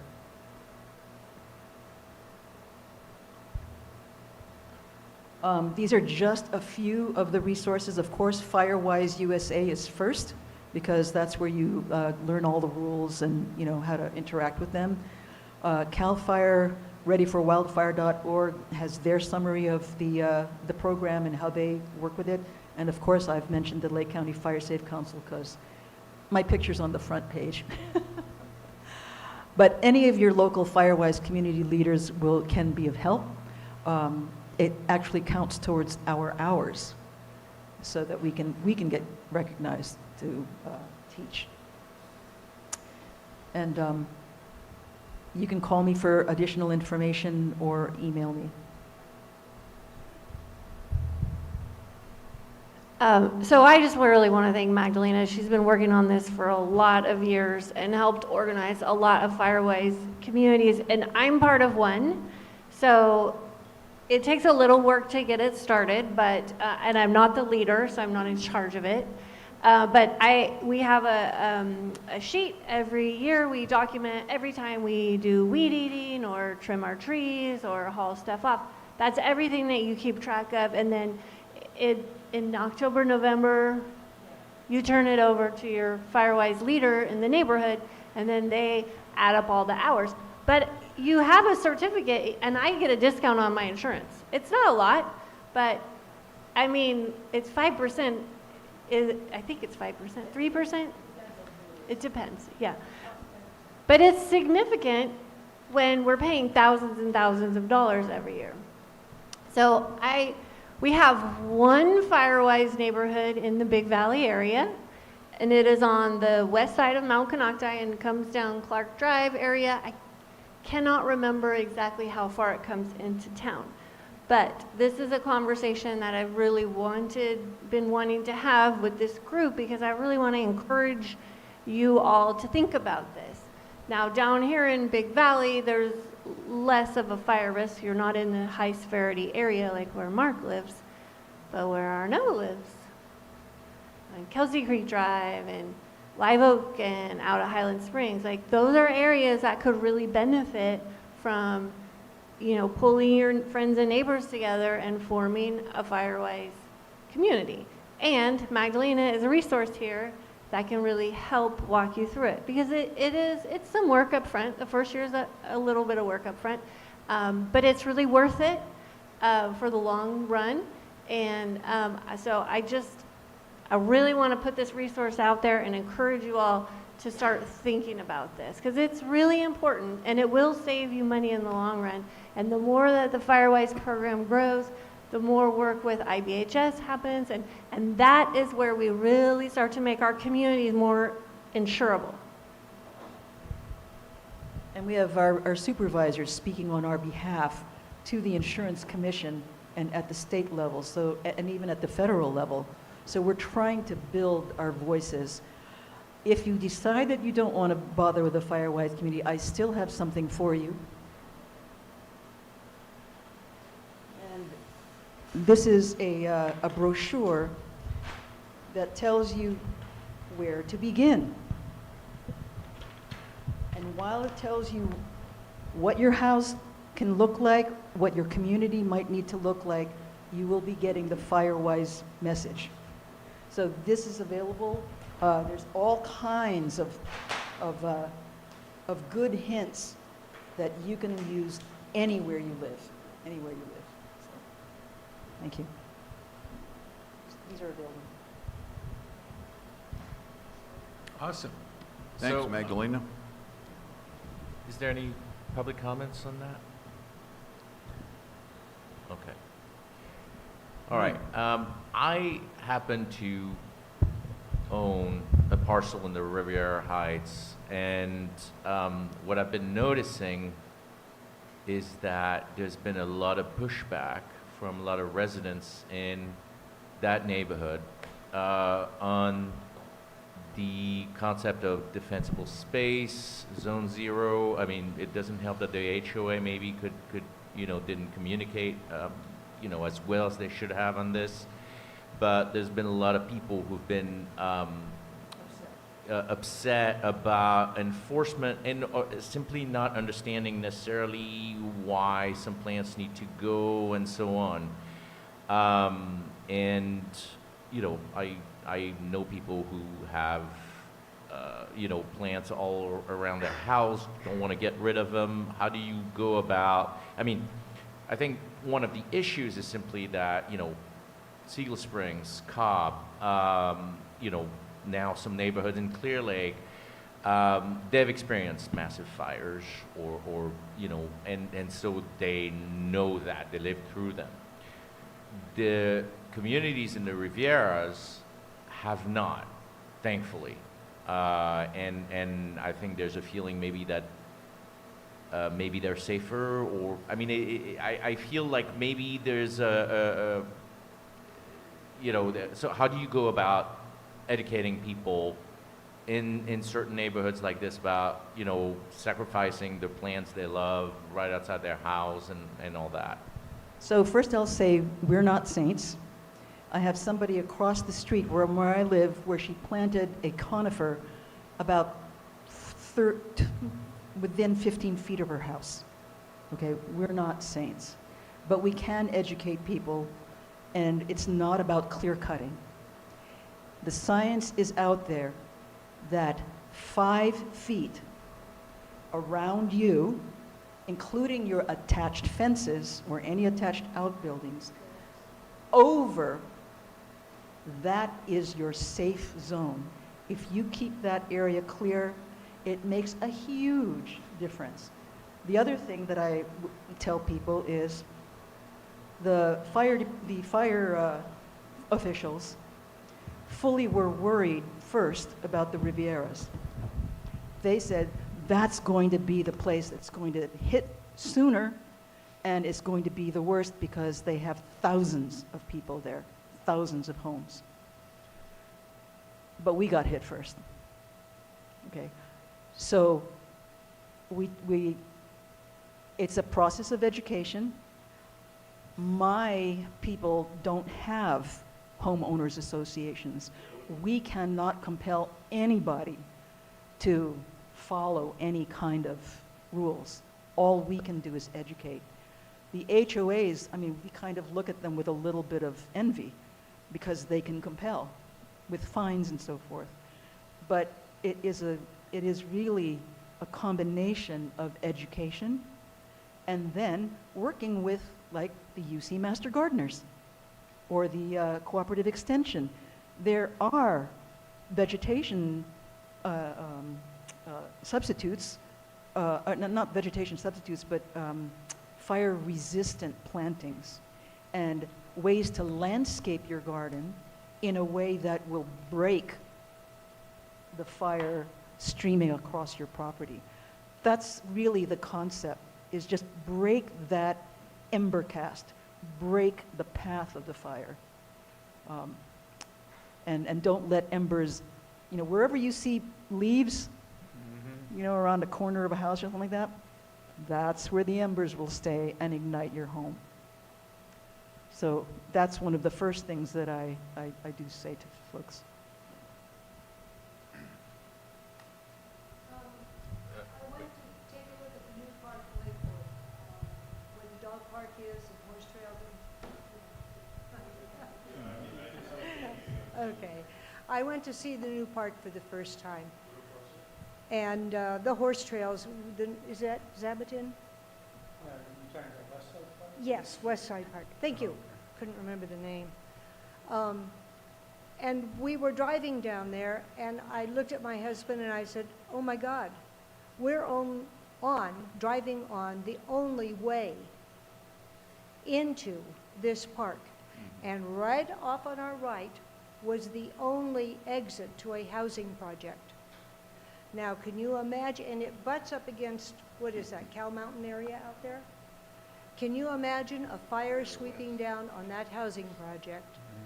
Fire trucks trying to get in, emergency personnel trying to get in, and all those people trying to get out in a panic. So please, in your fire-wise concerns, talk to homeowners who may have a usable fire break in an emergency, and they are willing to open their gates and let people use that as an egress from these closed areas. I think it's very important because we don't want to be like, what, Paradise? Have our people trapped and they just can't get out? We need to think about that. Thank you. Good point. I'm sure the people at Pacific Palisades would have a lot of advice for us. And that's one of the things that you do when you get together and form a Firewise community is you talk about your vulnerabilities. I think there was, in my neighborhood, all of the cul-de-sacs were marked so that, you know, people would know that, you know, if you're in an evacuation, you shouldn't go out that way, and identifying other routes. So, I mean, that's really the beauty of working with your neighbors, is like you identify risks. Yeah. Well, I mean, this is what we're talking about here today is all of our neighborhoods and where we all live in our communities. And these are the conversations that we have together to make our own community safer.